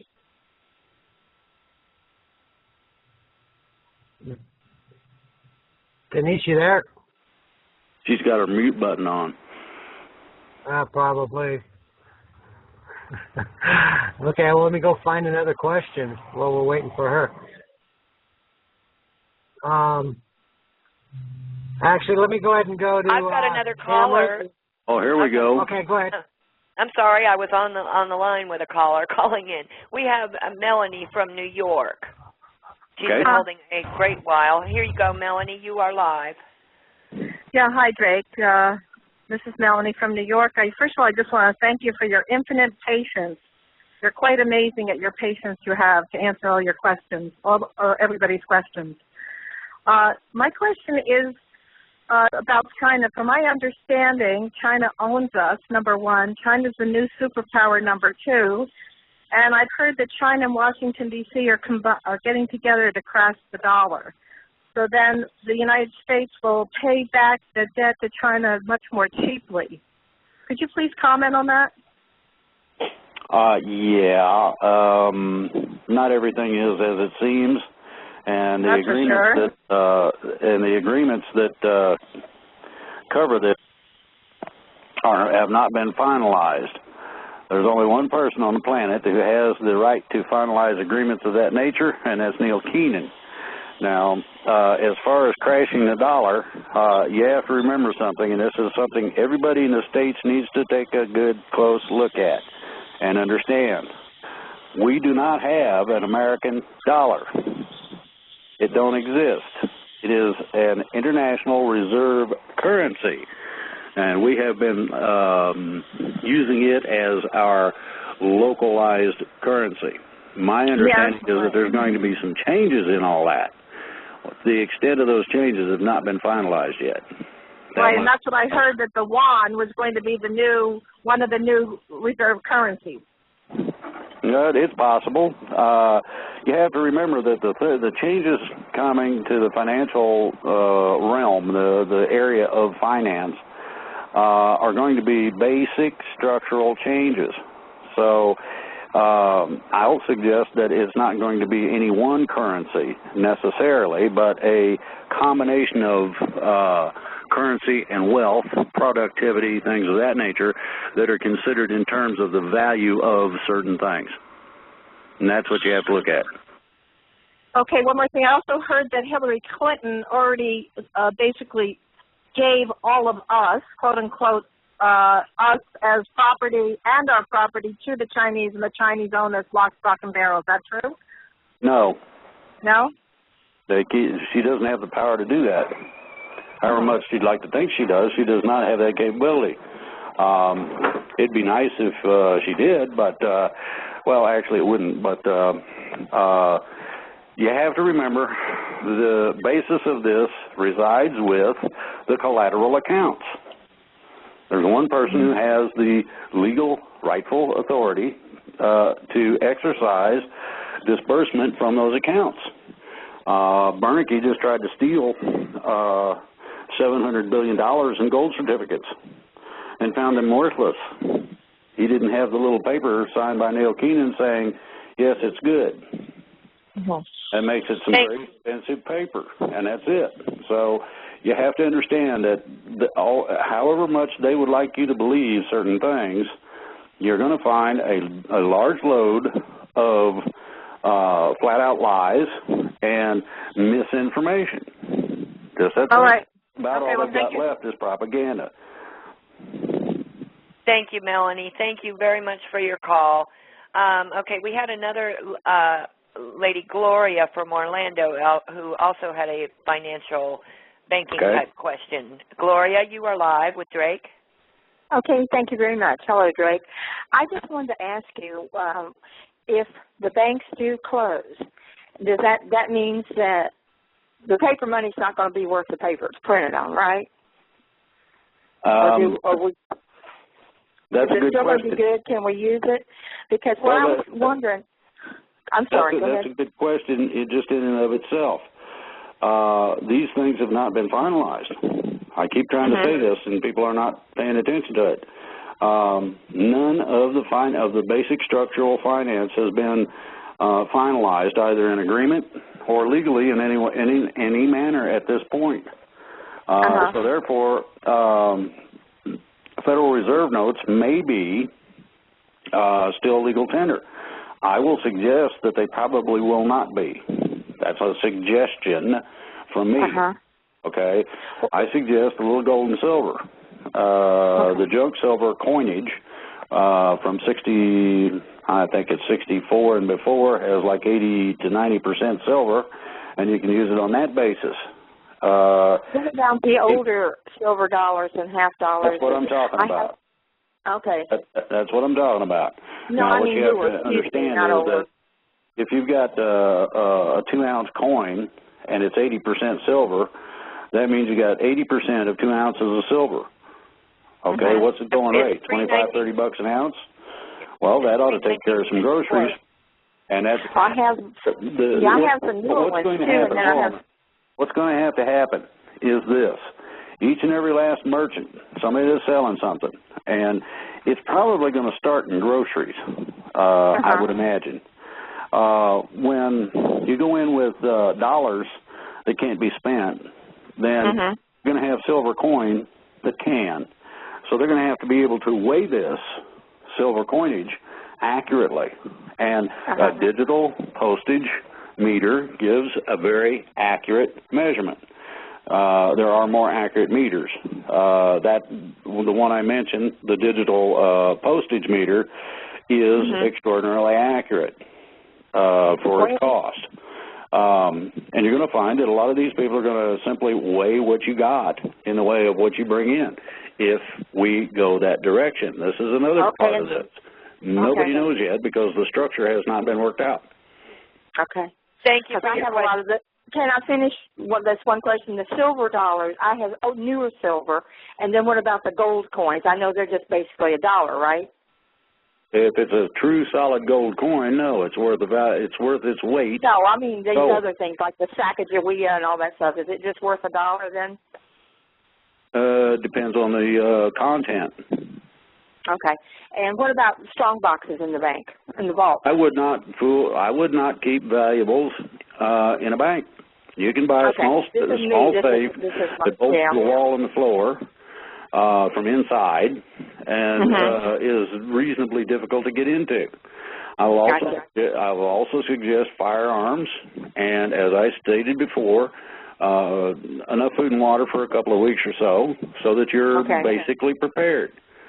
Gotcha. That's basically where it's at. You have to understand that none of this is written in stone. It's not been done before. Yeah, I know. My bank is a credit union. I don't have a regular bank. Well, credit unions may fare better than banks simply because they operate independently of the Federal Reserve System primarily, most of them. They may be FDIC insured, but the FDIC has been broke for 2-3 years now, so who knows? Yeah, my daughter's bank is Bank of America. I've been trying to get her to do her thing, but I will tell everybody to run from the big banks, period. Yes. Yes, sir. Thank well, thank you for whatever you're doing. God bless you. Yep. Thank you, Gloria. Bye-bye.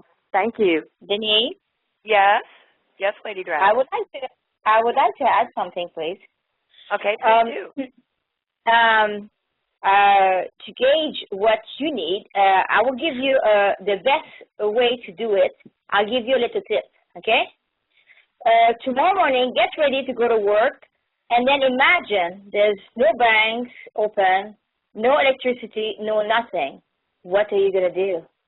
What do you need? Make it as, you know, a scenario that tomorrow morning when you get up, there's no electricity, there's no gas available, there's no groceries, there's nothing that you usually count on to do. You don't have it for a couple of days. Just imagine what you would need. So what? You would need batteries? Do you need a generator? Do you need toilet paper? Do you need toothpaste? That is the best way to prepare, is imagine a couple of days without nobody helping you about anything. That will be your best way for yourself to prepare. That's my tip for everybody, please. Thank you, Lady Dragon. Thank you very much. Okay, we have a couple more questions that came from the chat. What is Drake's opinion on an article that we've seen published saying Obama signs executive order to control all communications during a crisis?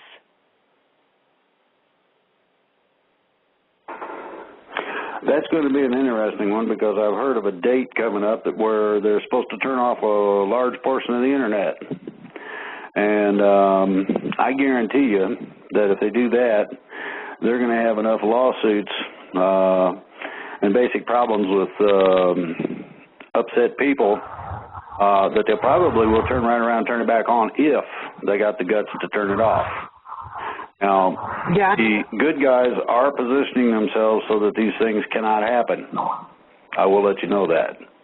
Okay. Drake, I just wanted to point out, I went to the White House site just now, and they've taken that down from any public viewing.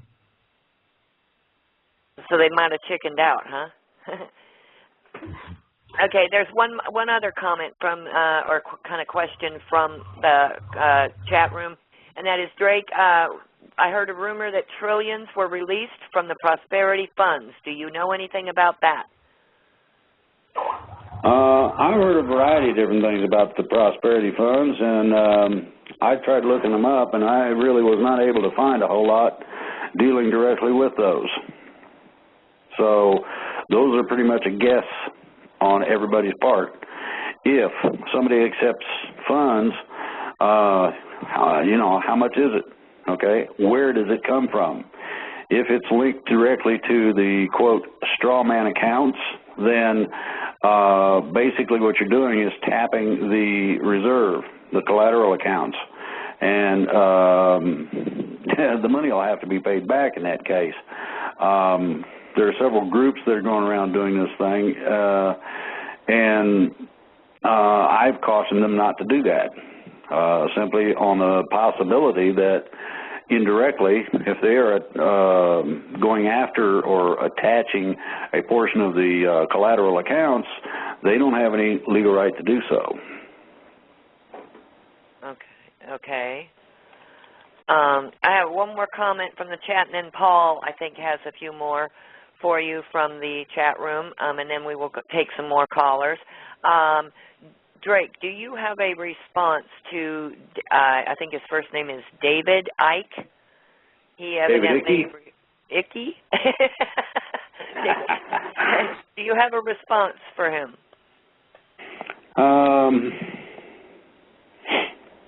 Well, there's a lot of things that man said.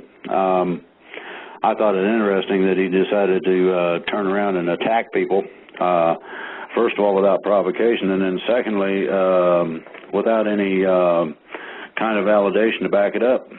I find this commonplace among people who are either totally out of the loop in terms of knowing what's going on, or are agents. I don't know which fits. I know that a lot of people who would like to garner audience have tried to get me to interview with them. When I turned them down, they decided that being nasty was the way to go. And this is proved true in a lot of different places, both in print, live shows, etc. I particularly don't care too much one way or the other as to a disagreement with what I've stated. But these people don't have anything to disagree with in terms of that.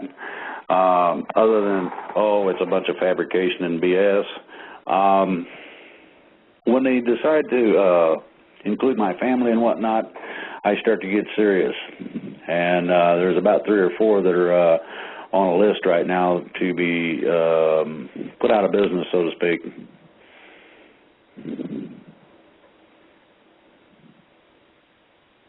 Okay. Okay, y'all done? Yep. Okay, somebody's asking, will the military get involved to prevent the small arms treaty from being enforced?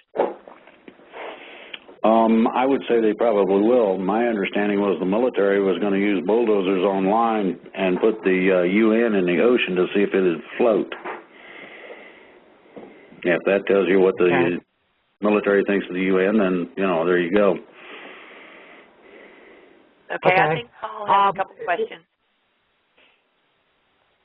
Go ahead, Paul. You have a couple? I've been asking questions. Okay, we're seeing on the American Kabuki blog spot, going back to referencing that those release of funds, is that they're reporting that the first tranche of the Dragon family funds was released July 1st of 83 trillion, it looks like. You know, is that anything related to what we're doing? I'll suggest that is probably misinformation.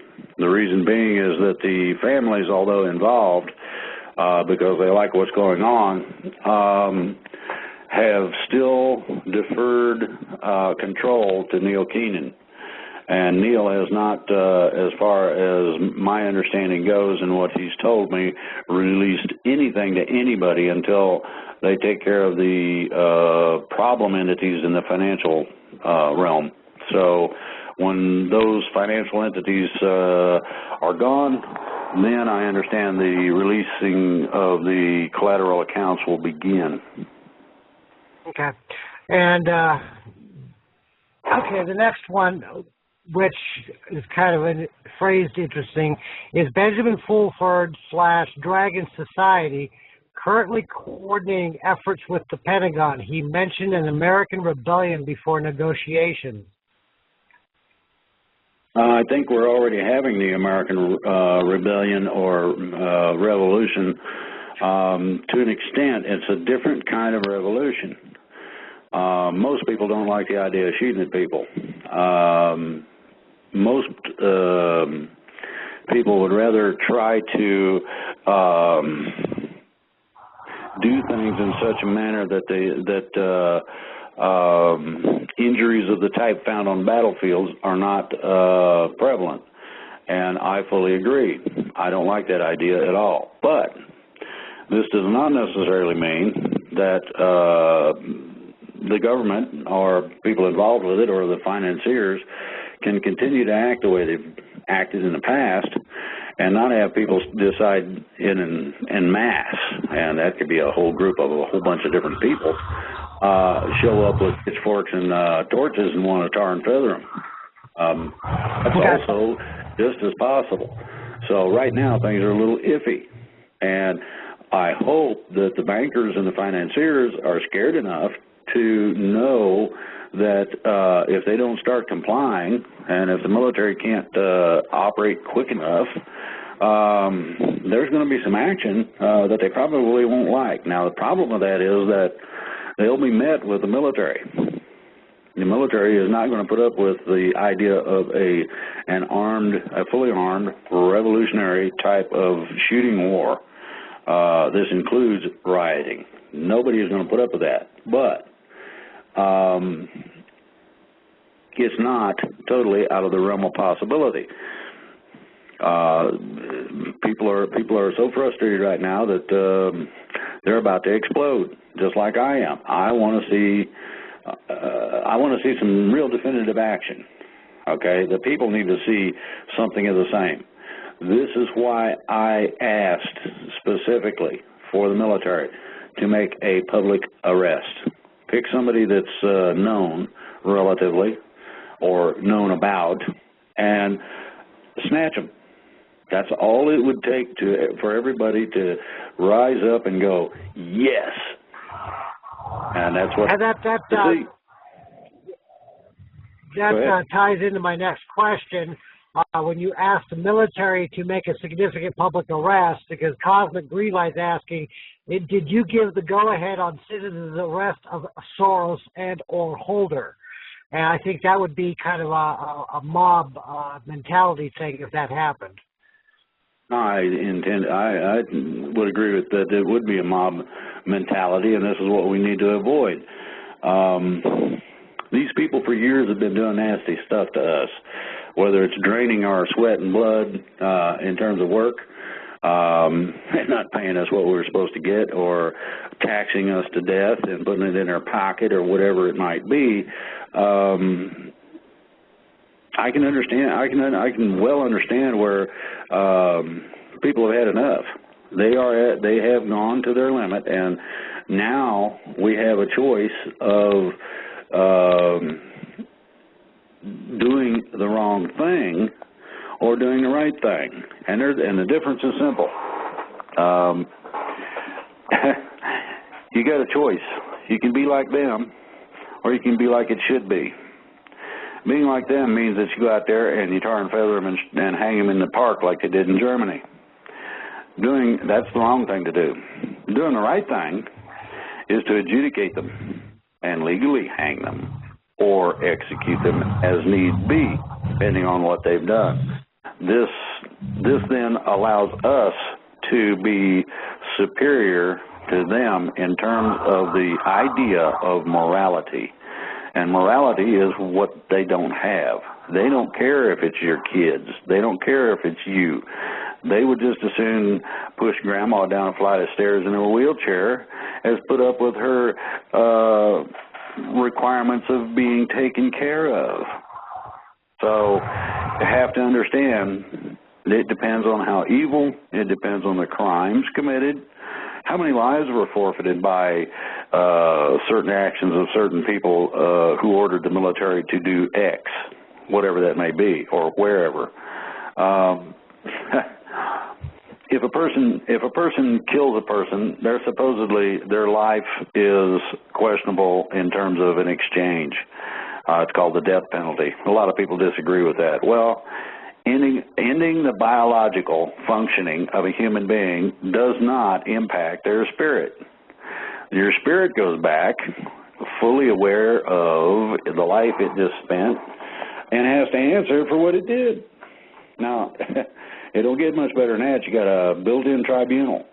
If that entity, that spirit, is not fit to be reinserted or reincarnated or put back into another human, then it goes to rehab.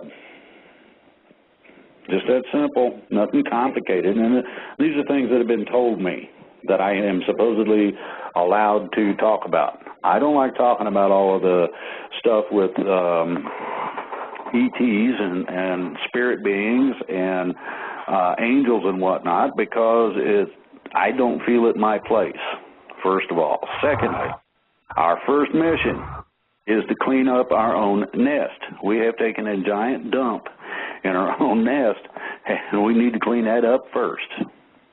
Then ET angels come into play. Okay, Drake. Okay? We have. Did you have another comment or question, Paul, or should I take another caller? No. Take some callers. Okay, we have Ed from Virginia again. Ed, you are live. Thank you very much, Paul, Denise, Lady Dragon, Drake, and Minutemen, if you're back there someplace.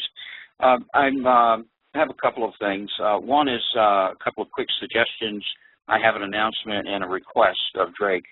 The first thing is I'd like to put my weight behind the comment of empty your safety deposit boxes. Just as Lady Dragon said, if you get up in the morning and your bank is closed, all your personal documents and whatever else you may have in the safety deposit boxes, you're not going to have access to those. So tomorrow morning on the way to work or on your lunch hour or whenever you can, I think I'd empty those. That's just a suggestion. Along with that, and I haven't heard this said before, is if you look at what happened in New Orleans at the Dome, get some 13-gallon plastic trash bags that you can line the toilet with and a 5-gallon bucket. Most of the time you see people having to leave their homes is because, quite frankly, and excuse the expression, they poop themselves right out of the house. So don't create a situation you can't live with.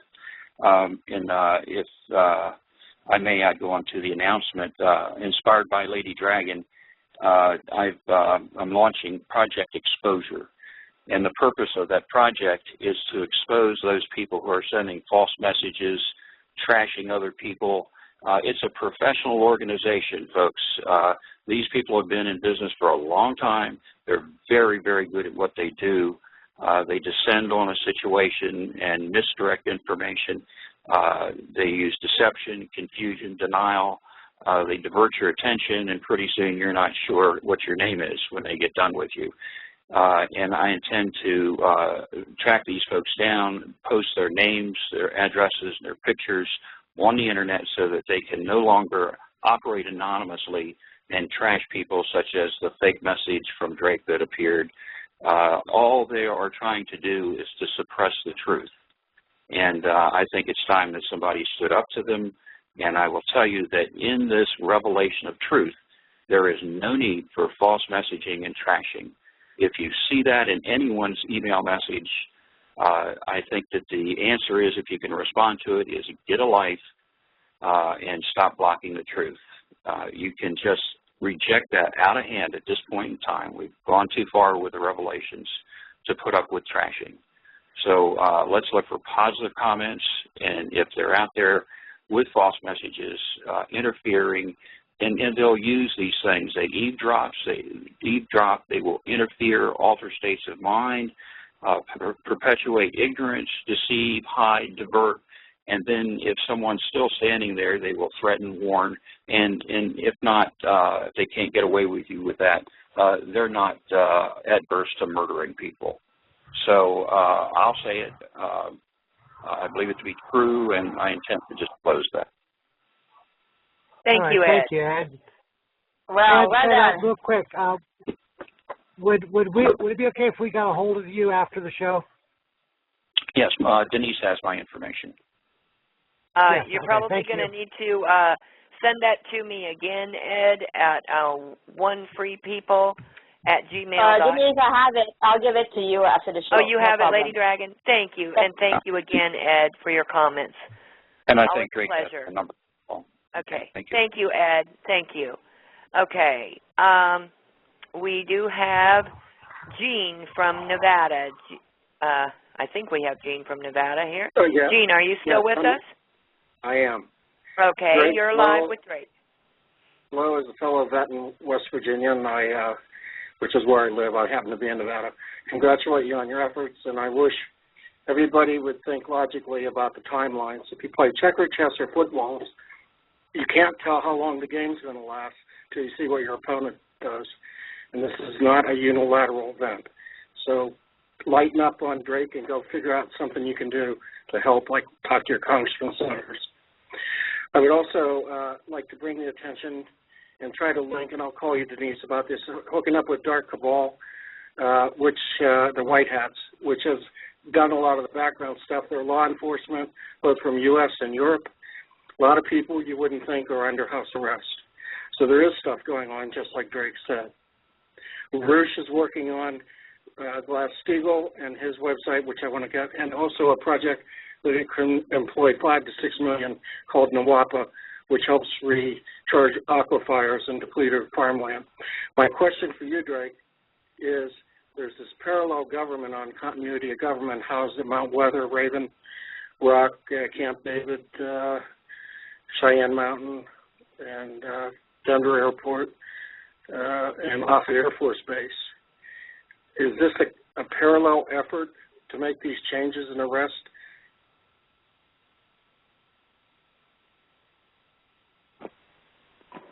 The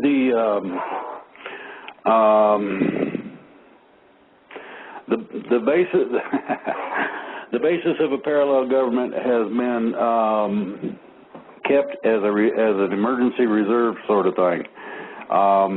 It will not be activated, as far as I understand it, other than there are lists now made that will be considered short lists of people whom they think will do the best job according to the position and the job that needs done. There are several of these short lists for key positions, so it's kind of a yes-no answer. The support for the parallel government, where they would have stand-ins to take the place of people being arrested, sort of was negated for the simple fact that that looks too much like a military coup. The second part of this is that you can operate a majority of the federal government as it sits presently with very few people. So you're going to have, I would say, a certain amount of key people in key positions, and that will be for a limited time, during which we'll have people exposed that will do the job. If they like what's been done by the person in there, keep them. If you don't, you got an alternative, and that's primarily what people are looking at in terms of the strategics that you're expressing. Okay. Thank you, Dean. Could one tag comment, please? Okay. Soros and Trump were sued under RICO. They're bad people for Bush. Rolling Stone will tell you everything you need to know about LIBOR and now Jaipur. And if those are in your mortgage contracts, you may have voidable contracts. Talk to your lawyer. Thank you. Okay. Let's see. Our next caller is Cameron in Connecticut. Cameron, Hello? you are live with Drake. Hi, thanks, Denise. I just wanted to say, I don't have any questions, I just had a comment, that I just want everyone to be aware of the words that they are using to express their feelings, such as bashing each other or talking about these mass arrests or just basically communicating with each other. Because when we use positivity and positive words to express our message, it happens quicker. And I believe that if we all do that and just focus on positivity and using words of light and positive messages instead of trying to compete with one another or express negative messages to each other, all of the things that we would like to happen in this glorious future will happen a lot sooner. And I just wanted to say that and express that message to everybody. And I want to thank you all for doing what you're doing with Global Voice, and I've been listening for a few months now, and thank you so much from Drake and Lady Dragon, Minuteman, Denise, and everyone else at Global Voice for everything you guys do. Thank you. Thank you very much, Cameron. We appreciate your call. Okay, we have another Ed from Long Beach, California. And his mic's not wanting to come live here. Let's try. Let's Hello. See. So are you there, Ed? I'm here as far as You're I can here. see. You're live what with I can Drake. feel, yeah. Thank you, Denise and Drake.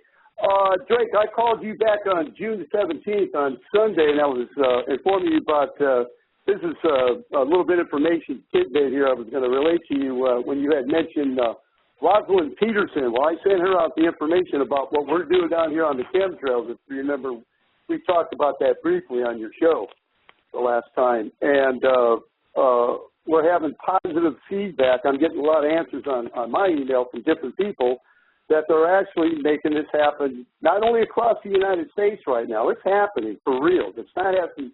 This has nothing to do with ETs or anybody else. This has to do with we the people and the Heavenly Father and His Word. Chemtrails are being destroyed here in the United States and in different parts of the world when people actually drop to their knees and pray. This is the real McCoy. Okay, that's as far as the chemtrails go. We're making headway big time. So we're actually accelerating this thing. I've been doing this for 3 years now, so it's happening. I can see it happen right before my own eyes. Now, secondly, I agree with you that the military should start doing these mass arrests. Why do I say that? Well, for one thing, from my sources that I just found out in the last 2 to 3 weeks is the reason why the mass arrests really haven't been moving forward is there's only 50% of the federal marshals that are willing to do this, and the other 50% aren't. That's the reason why our guys in the Pentagon have to move on this thing. Because I did a little bit of studying on common law and the corporate law with a retired police officer over in the valley over there, Victor McDonald. And one of the teachings was at least 2/3 or more of the states that become sovereign, we the people have the authority to actually tell the military, hey, let's do it or chew it. It's one of the two things, either use the bathroom or get out. Now, what's going to have to happen here is like you're saying, which I agree on, we got to do something about this deal, because as long as you got your foot on the neck of the enemy, because remember now, Drake, I'm a veteran like you are, and I had to go through that Vietnam nightmare myself too. Once you got your foot on the neck of your enemy, you don't let them get back up. You either put them in shackles and chains or you do the number on them. That's just the bottom line. So something's got to move here, or we're going to lose the momentum. I don't know what kind of reply you would have to from that type of statement I just made. Well, quite honestly, that's one of the reasons I have requested through channels that the military make a public arrest, and preferably a well-known name. This will hopefully make things continue in the right direction and give people a combination of validation in terms of, yes, the military is on our side, and yes, what we're doing does matter and make a difference. You're not going to, whether or not they can do that yet is unknown. What they want to do is they want to have things pretty ironclad before they take an action. This may not be available at all times, and that's one of the reasons I mentioned it on the air, because I know they listen to the show. And the take on things is that there are quite a few armed militias, as I stated before, that are looking for action now. They're done. They're tired of waiting. They're done. They're ready to shoot somebody, and they may congregate in an area and come after somebody. This is not what I want to happen. What I would like to see happen would be to have the military step in and say, we know this person is guilty of X crimes.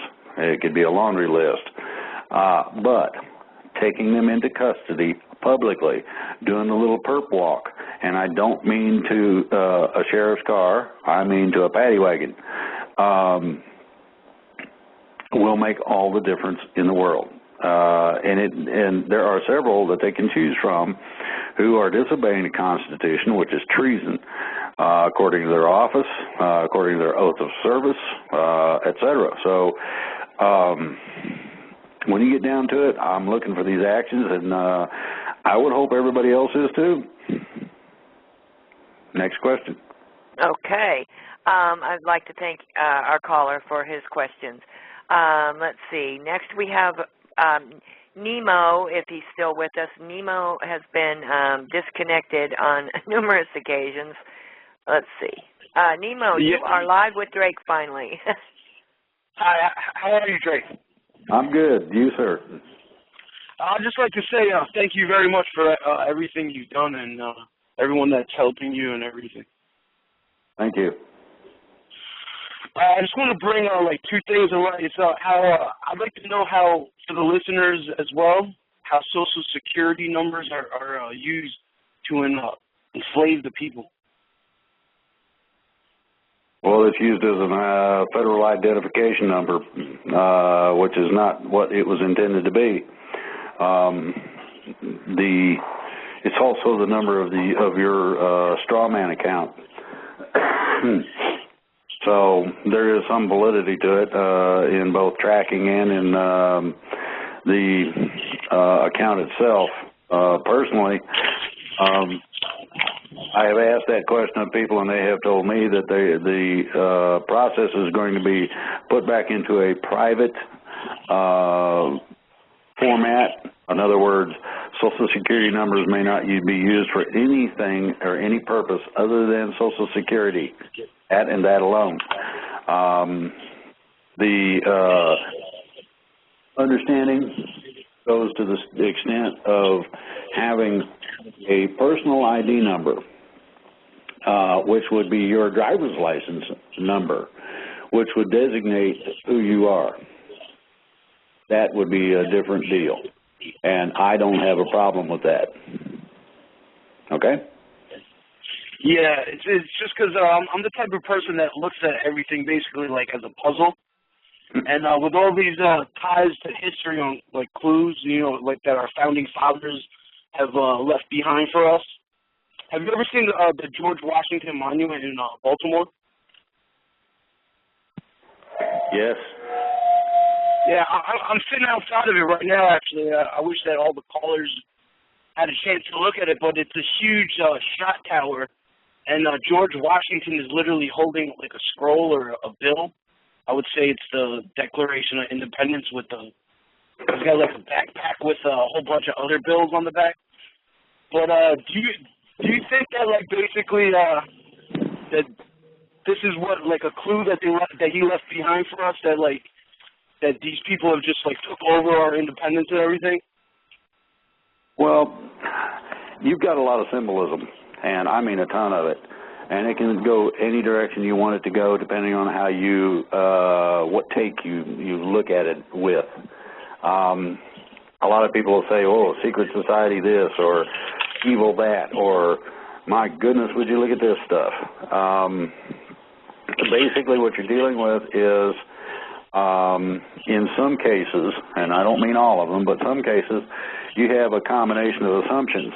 And the problem with that is that unless you actually know, in other words, you have documentation showing what the intent and purpose of the inclusion of a certain thing in, say, a monument or something of this nature, you don't know. Unless, of course, you're dealing with something stupid like the Georgia Guidestones. They stipulate that we're dealing with a private group of people who are absolutely in charge no matter what, that they can do with us as they please, that we are their property, etc. So those two, you have those two looks at things. Now, I suggest that everybody look at things in terms of the basis of freedom of choice. Those things which allow you the God-given right of freedom of choice are okay. It don't matter how funky they might appear on the surface, as long as it offers you that choice, then you should be okay in dealing with it. Now, I don't say get involved. I just said in dealing with it. The other part of it is that no one knows most of the symbolic significance of most of these things. And we may never know, depending on whether or not the records can be found and made public. And basically, it doesn't really matter a whole lot. What matters is that each and every individual on this call, each and every individual who's taken an interest, each and every individual is willing to make a little effort. And it don't take much. 1 or 2 emails can do it. What matters is that we, the people, as a whole, as a group, need to say no to the UN.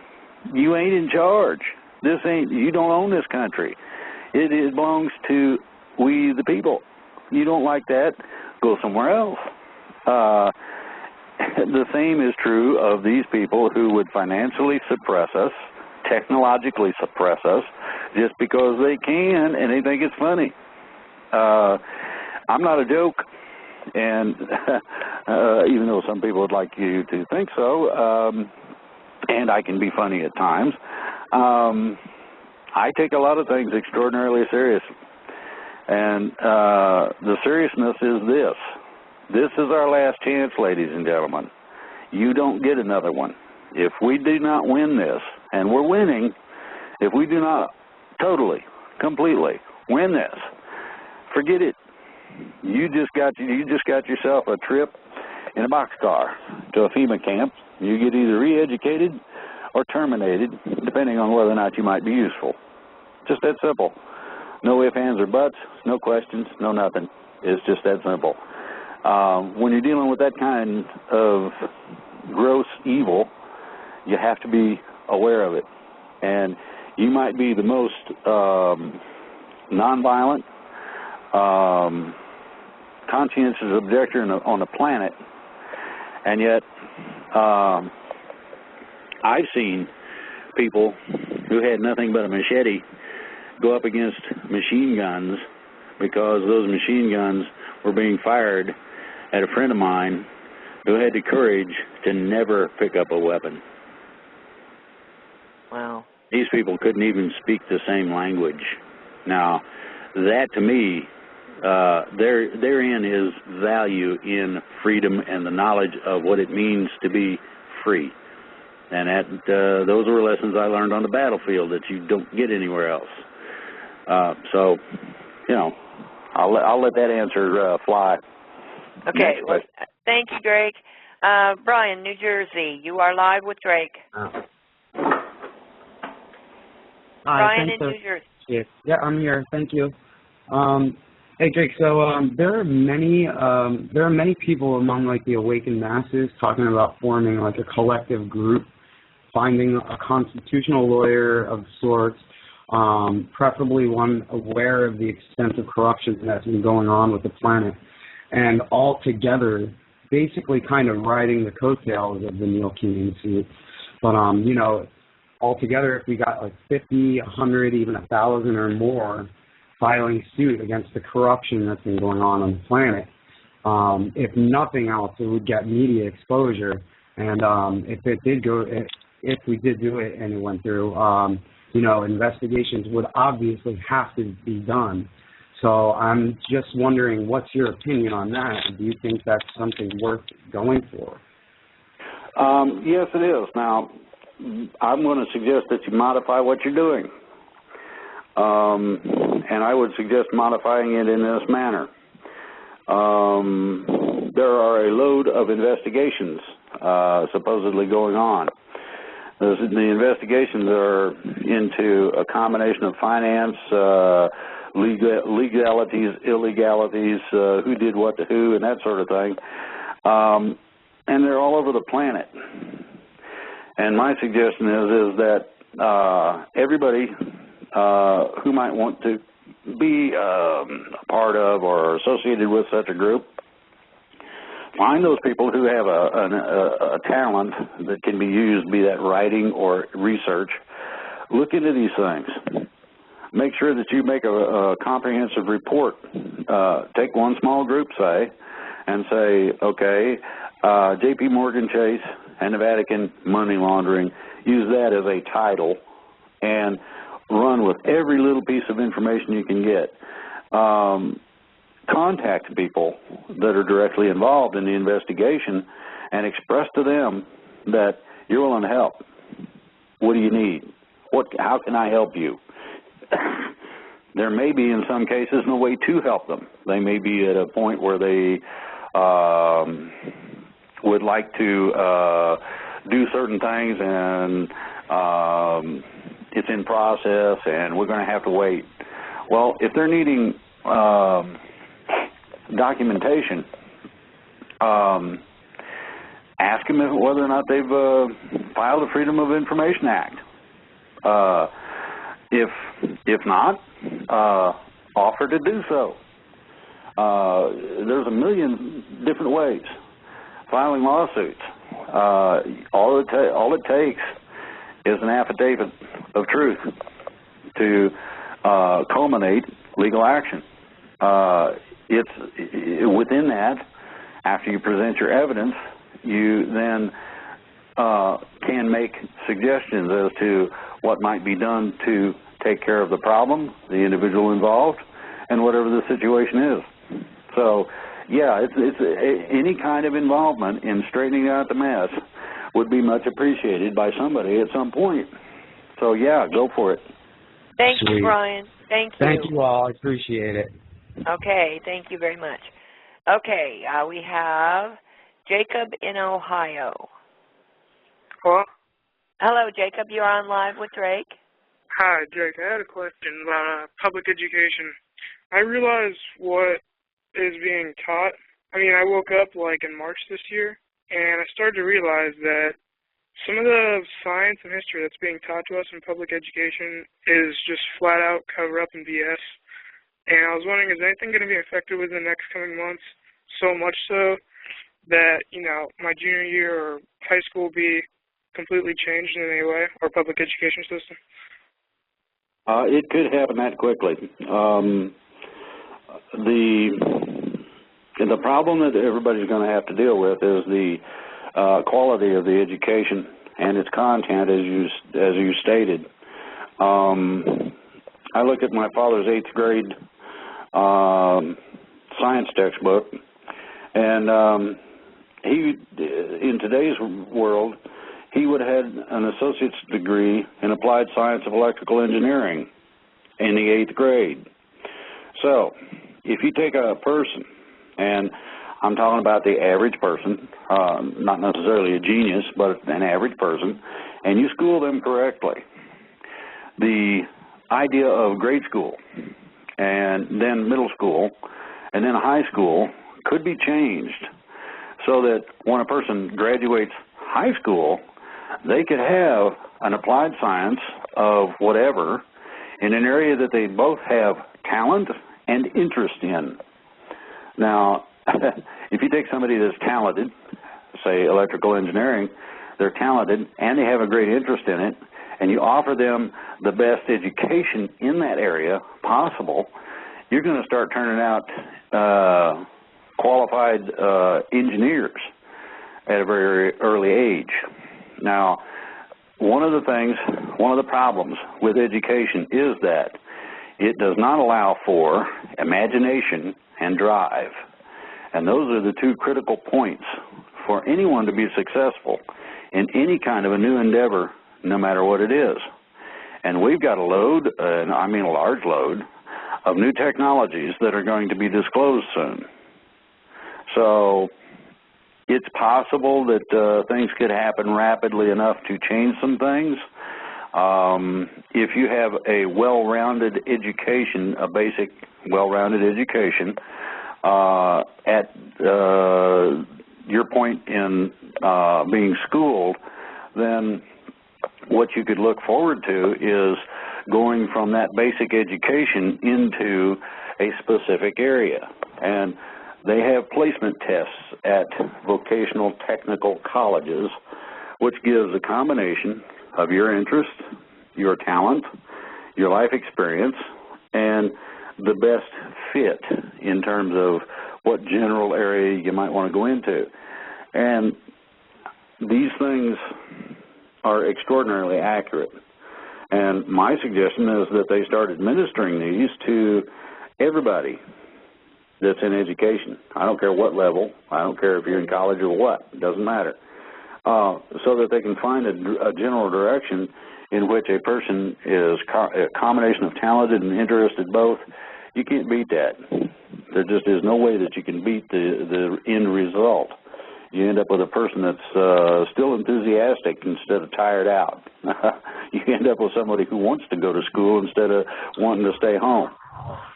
So, I have another question for you. Sir, we're going to have to get to the next caller. I'm sorry. Okay, that's fine. Thank you. Thank you for calling in, Jacob. Okay. Paul T. had a question from our chat room. Yeah, Drake. This is a multifold type question.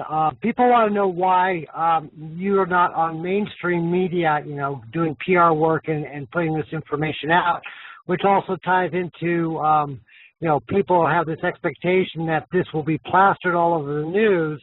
But my understanding is that there's still, a methodic way of proceeding forward without to cause much public panic, and just wanted you to give an update on that. Okay, well, first of all, one of the promises I made during the Nation States project was not to go public. We could go as viral as we wanted to on the internet, get the word out to as many people as possible. And so I had a question. I kind of raised my hand and said, okay, so sending emails and running websites doesn't seem to go very far. How far do you want to go? And the answer came back, well, as far as we can get. We need everybody on board with this. I said, okay, well, then you're talking about going on internet radio. Shortly after that, I got a communication from channel sources, whatever you want to call it, that I could out certain information, and that information should be limited in some respects because they had things that were crucial to operations they were performing and things they were trying to accomplish. The thing went after I did a couple of shows at their request. David Wilcock decided to interview me, and that interview went crazy. Now, I just got confirmation of the finalization of the basic plan in 1956, which I've sent to people to be published on my website and sent out as well. It gives the basis for the plan that I have talked about and the one that the military is following. Now, two things about this. One is that the military decided to go about this very carefully, one at a time, no mass arrest. That was the first thing I heard. I thought, well, that's not going to cut it. People are going to want to see the mass arrests. So I sent a message through channels that stated that, okay, how about you take out the key individuals, the ones that would be critical to the continuation of business as usual. And then, when you're done with that, we blow everybody's boat out of the water and sink any that tend to try to float. And they like that idea. So, basically, what they're doing is they're going through methodically, picking people that they can prove, first of all, a reasonably tight case against, and they're going after them. The only part of that is disagreeable is that means that we get to sit here and wait again. And to be quite frank, along with everybody else, I'm getting tired of the 2 weeks or sooner, or longer, or whatever the case may be. I'll suggest that sometime during the next week they need to make a public arrest, preferably a high-ranking official that is definitely dirty, and I believe that it's a good possibility that they'll have documentation proving it. As I've stated before, this goes to the validity of all of it. And I think it would help tremendously if they were able to do that. And that's what my request is. Okay?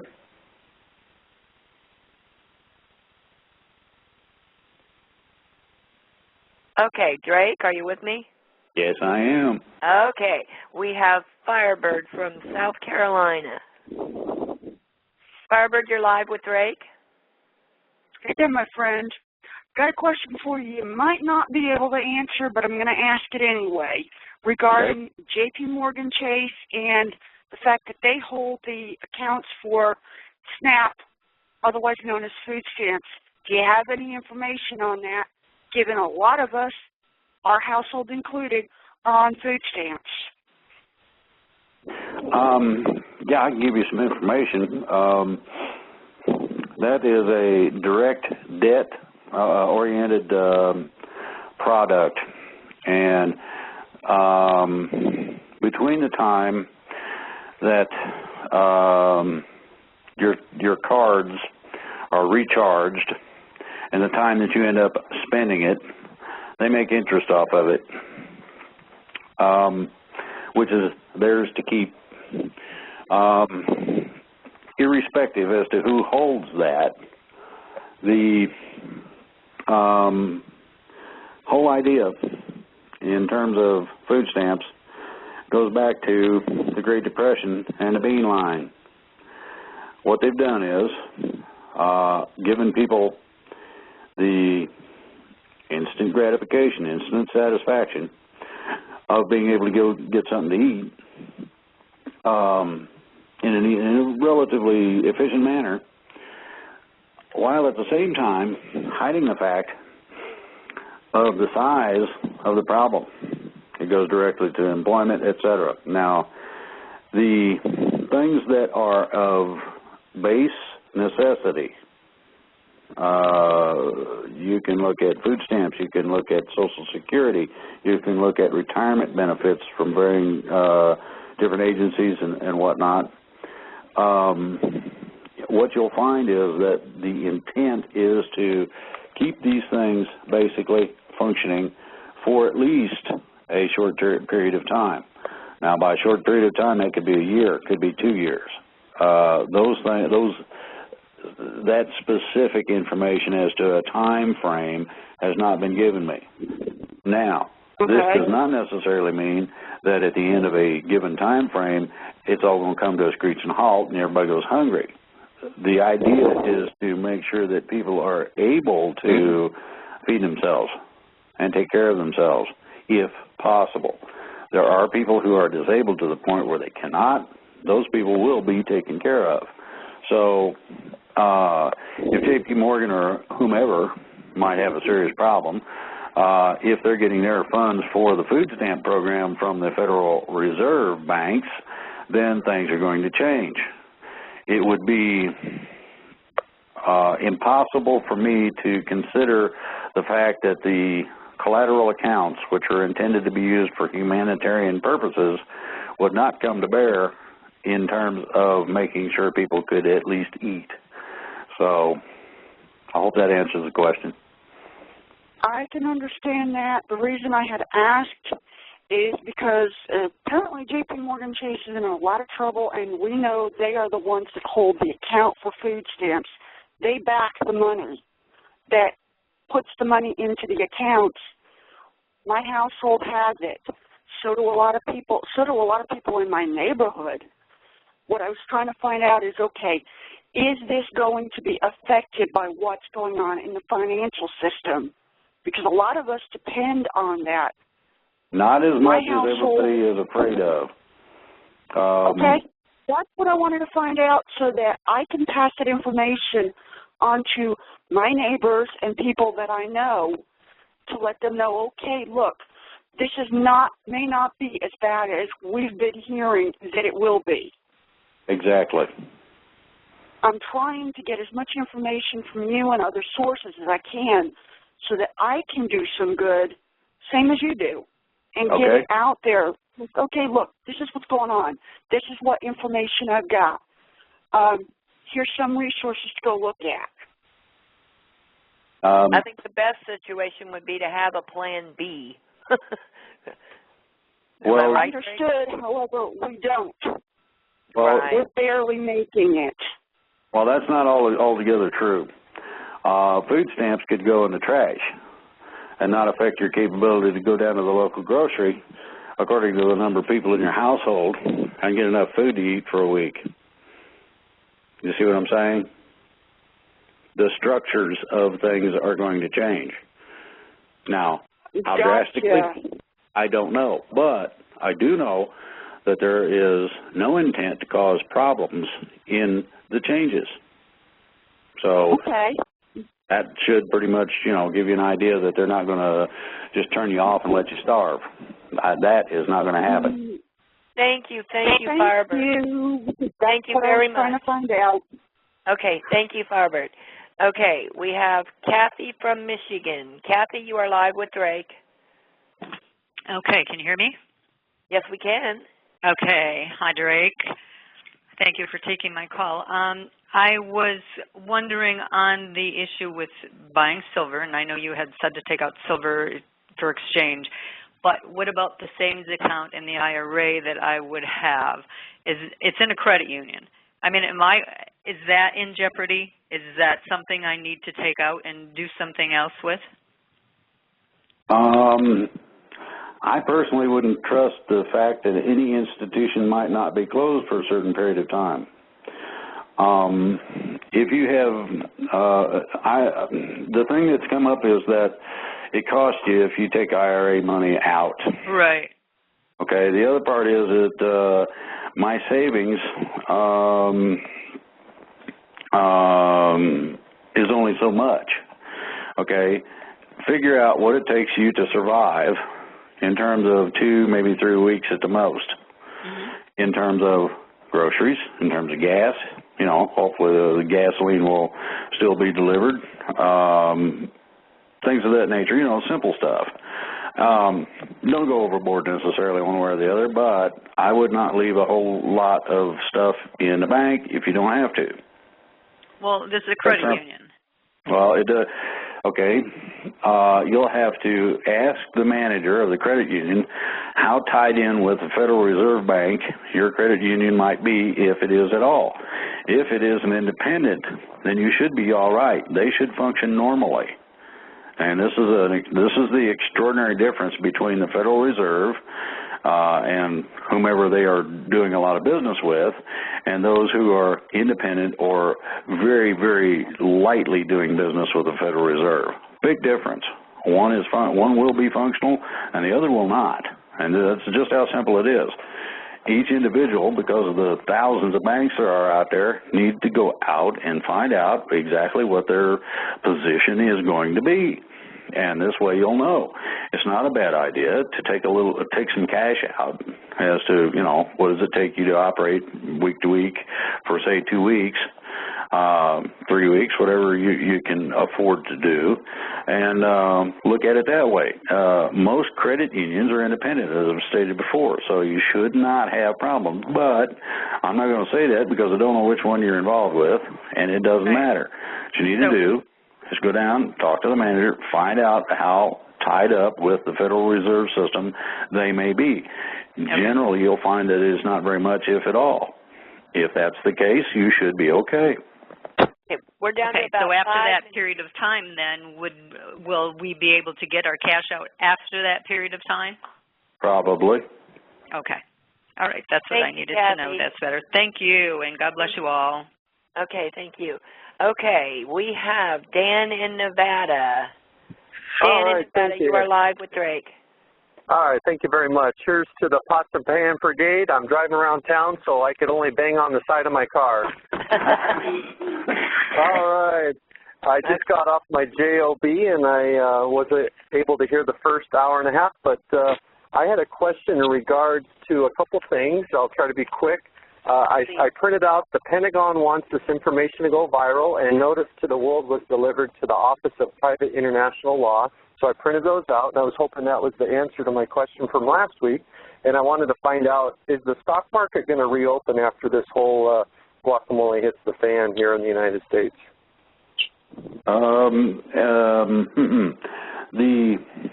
The basis of the stock market has a problem.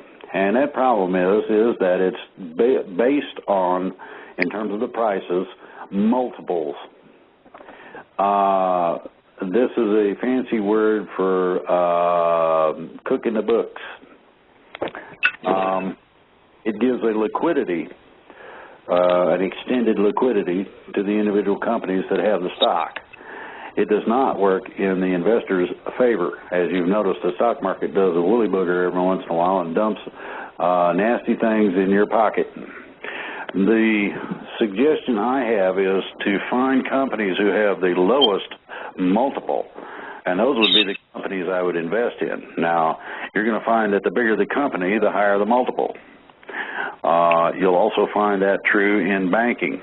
They have what's called a multiple, where they take in $1 and they can loan 3, 4, 100. It varies. And what you have to look at is the asset to loan ratio in banking and the multiples in terms of stock markets.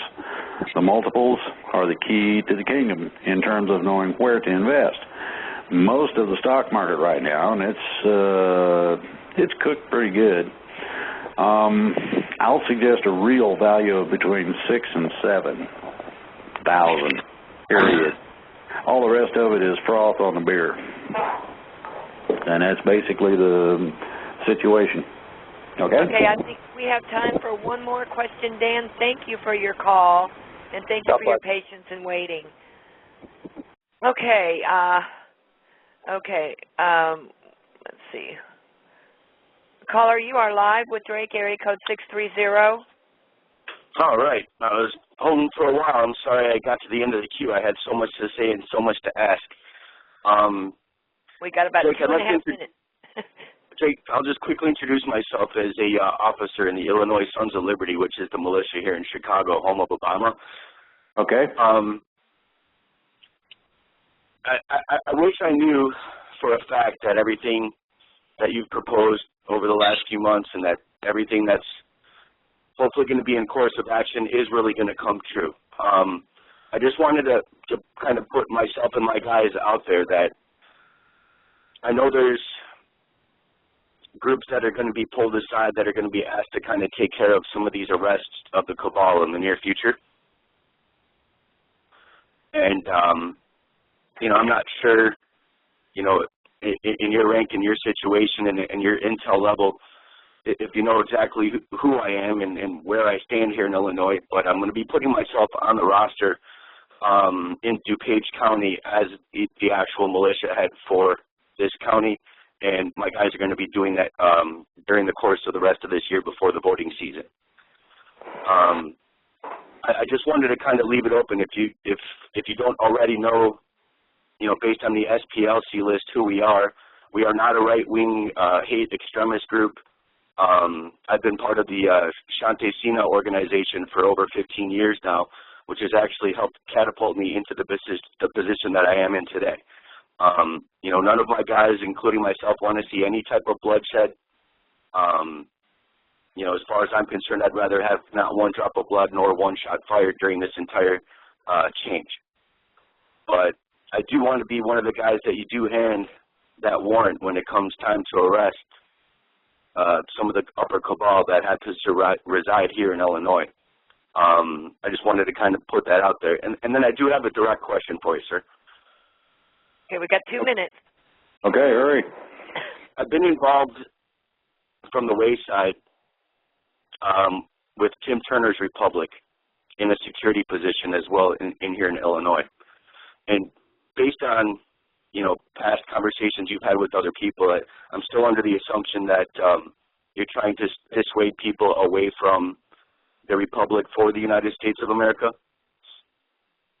Yes, I am.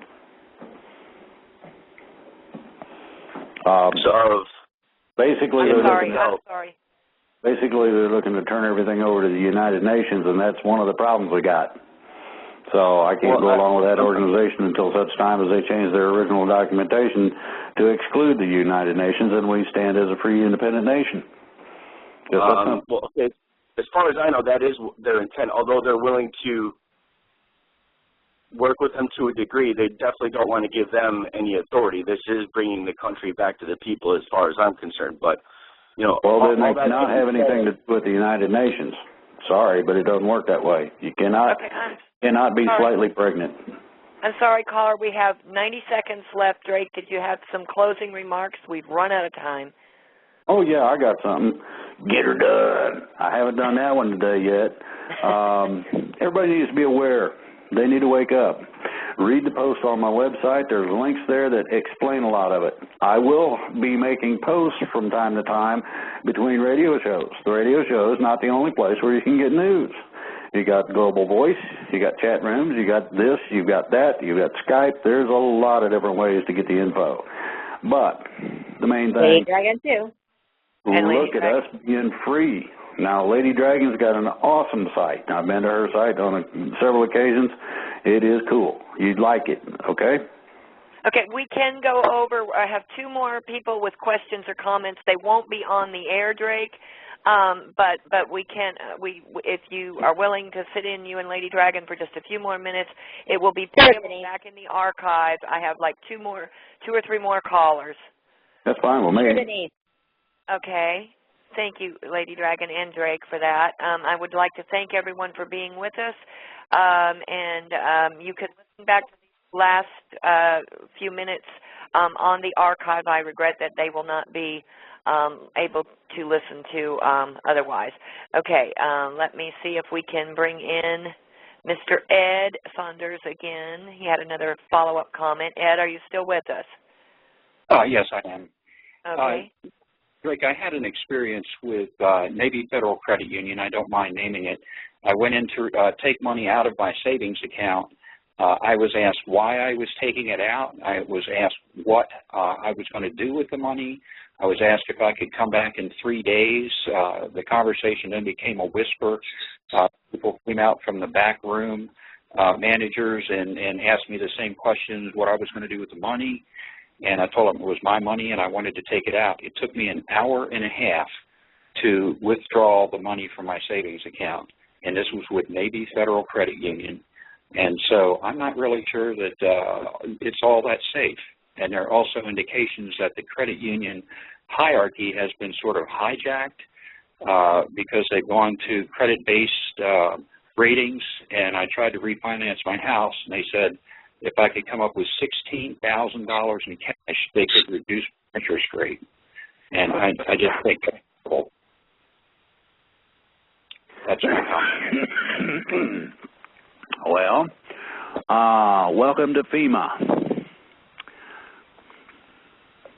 That's basically what you're dealing with. That's FEMA? Yes, for Federal Emergency Management. Anytime a person does any dealings in excess, cumulatively, of $10,000, the Department of Homeland Security and FEMA get involved, and the fun begins. Now, if it is a truly service-oriented, you said Navy credit, if it's truly a service-oriented entity, or its charter stipulates that it is primarily dealing with service personnel, then you have a serious problem. My suggestion, if you have any kind of problems with something of that nature, is to change credit unions immediately. The reason I'm stating that is that the problem gets worse. You have certain things that are coming at you that you may not be aware of. One of those is a limitation on the amount of business you can do as an individual. Some businesses are also limited to an extent in that same light. But primarily what you've got is they got your money. You don't. And if they say no, what are you going to do?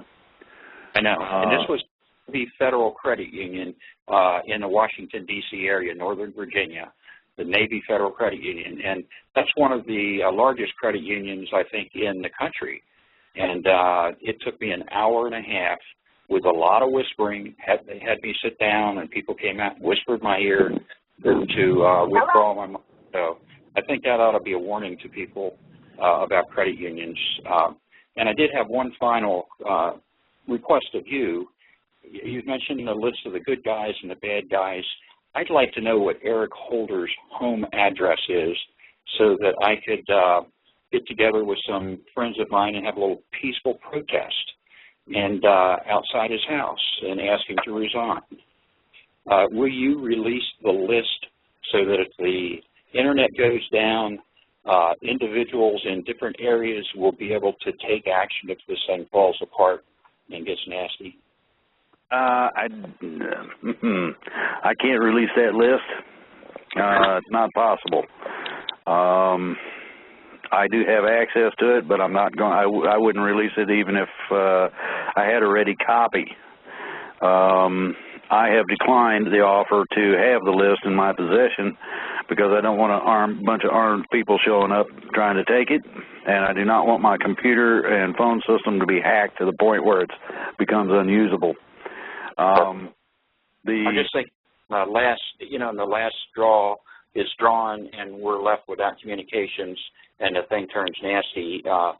We don't have any direction as to where to go in order to make either citizens arrest or back up the police or do those nonviolent things that might be helpful to corral these folks until somebody can come in with proper authority and arrest them. Get the phone number of the Constitutional Sheriff's Association. Now, if they take all, here's the thing, okay? Communications are not supposed to be interrupted, period. That's first. Number two, the intended shutdown date for the Internet,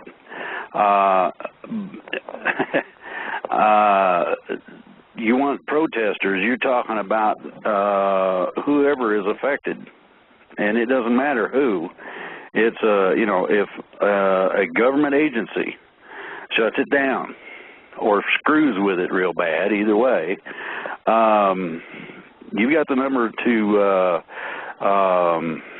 the White House, you got the number to the Pentagon. Right now would be a good time to do the research necessary to get the phone numbers,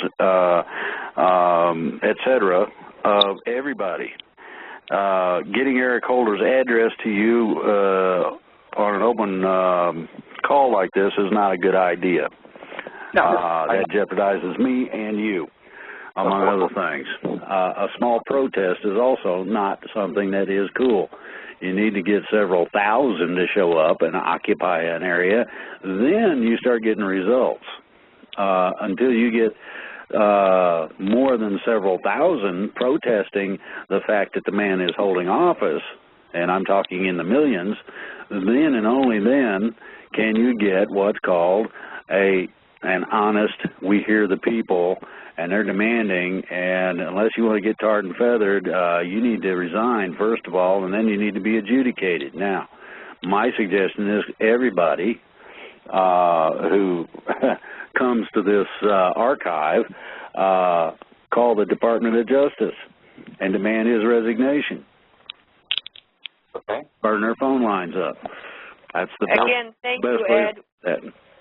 Again, thank you, Ed. We have two more quick questions, Drake, and we're fixing to run out of overtime too. Okay. I just wanted. Oops, I'm sorry, Ed. What was that?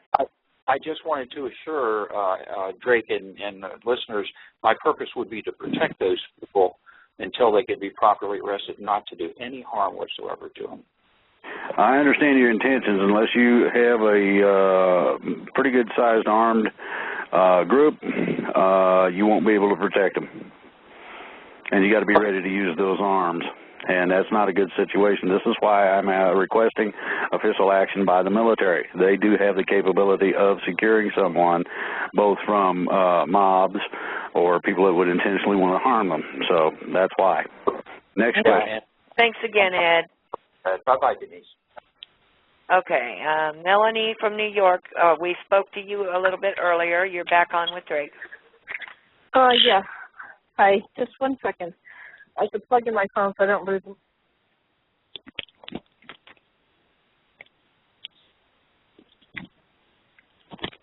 Yeah, sorry. Are you still there? We're still here. Okay, sorry. Yeah, this is has deeply concerned me for many years. I have been to like a couple of peak oil conferences, and they're saying that no alternative energy will replace the cheap, abundant oil that we've been living on. And everything in our life is based on this cheap, abundant oil, or this cheap oil, and it's running out. And excuse me, oil is not running out. Excuse me, oil is not running out. What's that? Oil is not running out. Oil is running out? Is that what you said, or no? Not running out. Okay, well, yeah, okay, I know. I've heard that too, and no, oil is it's manufactured naturally by the earth, so it's not running out. What's your question? Well, my question is, there's been many books written about this, and that we're a car-based society, that suburbia is not sustainable, that it's not sustainable, and how are we going to keep going? Okay, if I offered you a way to power your car and never have to put fuel in it, I think that might answer the question. That's first. Number two, there are means whereby you no longer touch the ground with your vehicle. So therefore, the only thing you'd need would be a clear path to follow. I am going to suggest that due to the lack of driving skills demonstrated by a majority of the population, that these things should be semi-automatic in terms of computer control to an extent where it follows a specific path to work, etc. And that's my suggestion. And these things have been done in the recent past. So it's not some kind of pie in the sky or conspiracy theory or theory in and of itself. These things have been done already, and that's part of the release of the new technologies that have been suppressed. Next question. Okay. Well, thank you very much. I hope you're right. Thank you so much. Thank you again, Melanie. One last question from Nima, who was also on earlier. Nima, you're live with Drake. Drake, how are you again? My question is basically, do you think that this fear mongering on 2012, this prophecy or whatever, is something to cover up the fact that the War of 1812, which was between England and America over the the Revolutionary War, that this is through these agencies that are changing the stories around, do you think that they could have produced that on the 2012, conspiracy, basically, to cover up the 200-year anniversary? I'm here in Baltimore, and we had at the harbor a 200-year anniversary, which a lot of people didn't know about, and I just thought that was really, sentimental, if that makes sense. Yeah, the thing everybody's got to look at is that it's been a slow process where they have taken our rights, done this and done that, increased this, cost us more, etc. Okay, what we are doing in terms of retribution is a payback. Now they get to pay the bill. They ran up to the lunch tab, but they don't want to ever get stuck with the check. This time they're going to get stuck with the check, like it or not. That's going to be an extraordinary difference between what has transpired and what they think they can accomplish that is no longer available to accomplish. So what you're going to have is, you're going to have nostalgia is going to play a large part of this, but it should be a nostalgia oriented to freedom. Okay? Okay, thank you. Thank you, Nima. Okay, closing marks from Drake and Lady Dragon, and then we will shut her down and get her done. I want to say thank you for everybody for every work that you've been doing all over the world, that you've been helping us. Like I always say, and Drake says, everybody says, this is not a one-man show. This is everybody has to get up and do something. Whatever is good for you, you are good at, this is where you go. You know what I'm saying? So I said, email me, go to my website, ladydragon.com, and I'll call you back this week, and I can sit down with you and help you and strategize in your town. And Drake, you conclude, please. Well, the way I see it is very simple. Just what Lady Dragon said. Get her done. Come to a point in realization on a personal level that this is not for you necessarily at this time, but for future generations. This is for the people who haven't been born yet, the people who are still in diapers, my grandkids and my children, and not for me. Okay? Thank you so much for the wonderful program that we had today. I appreciate both of you taking of your time and being here for everybody. I apologize to anyone whose questions we did not get to. We did make a lot of headway, and we got a lot of questions answered. And I will remind everyone that we have programs on Wednesdays and Sundays with Drake. Sundays during the day and Wednesday evenings. And if you have a question that did not get answered, I hope it can wait until our next program. And thank you very much for being with us today. And once again, Drake and Lady Dragon, as always, thank you so very much for your time. Welcome. You're welcome. Okay. God bless everyone, and we'll see you on the Global Voice 2012. Okay. Until next Bye-bye. time.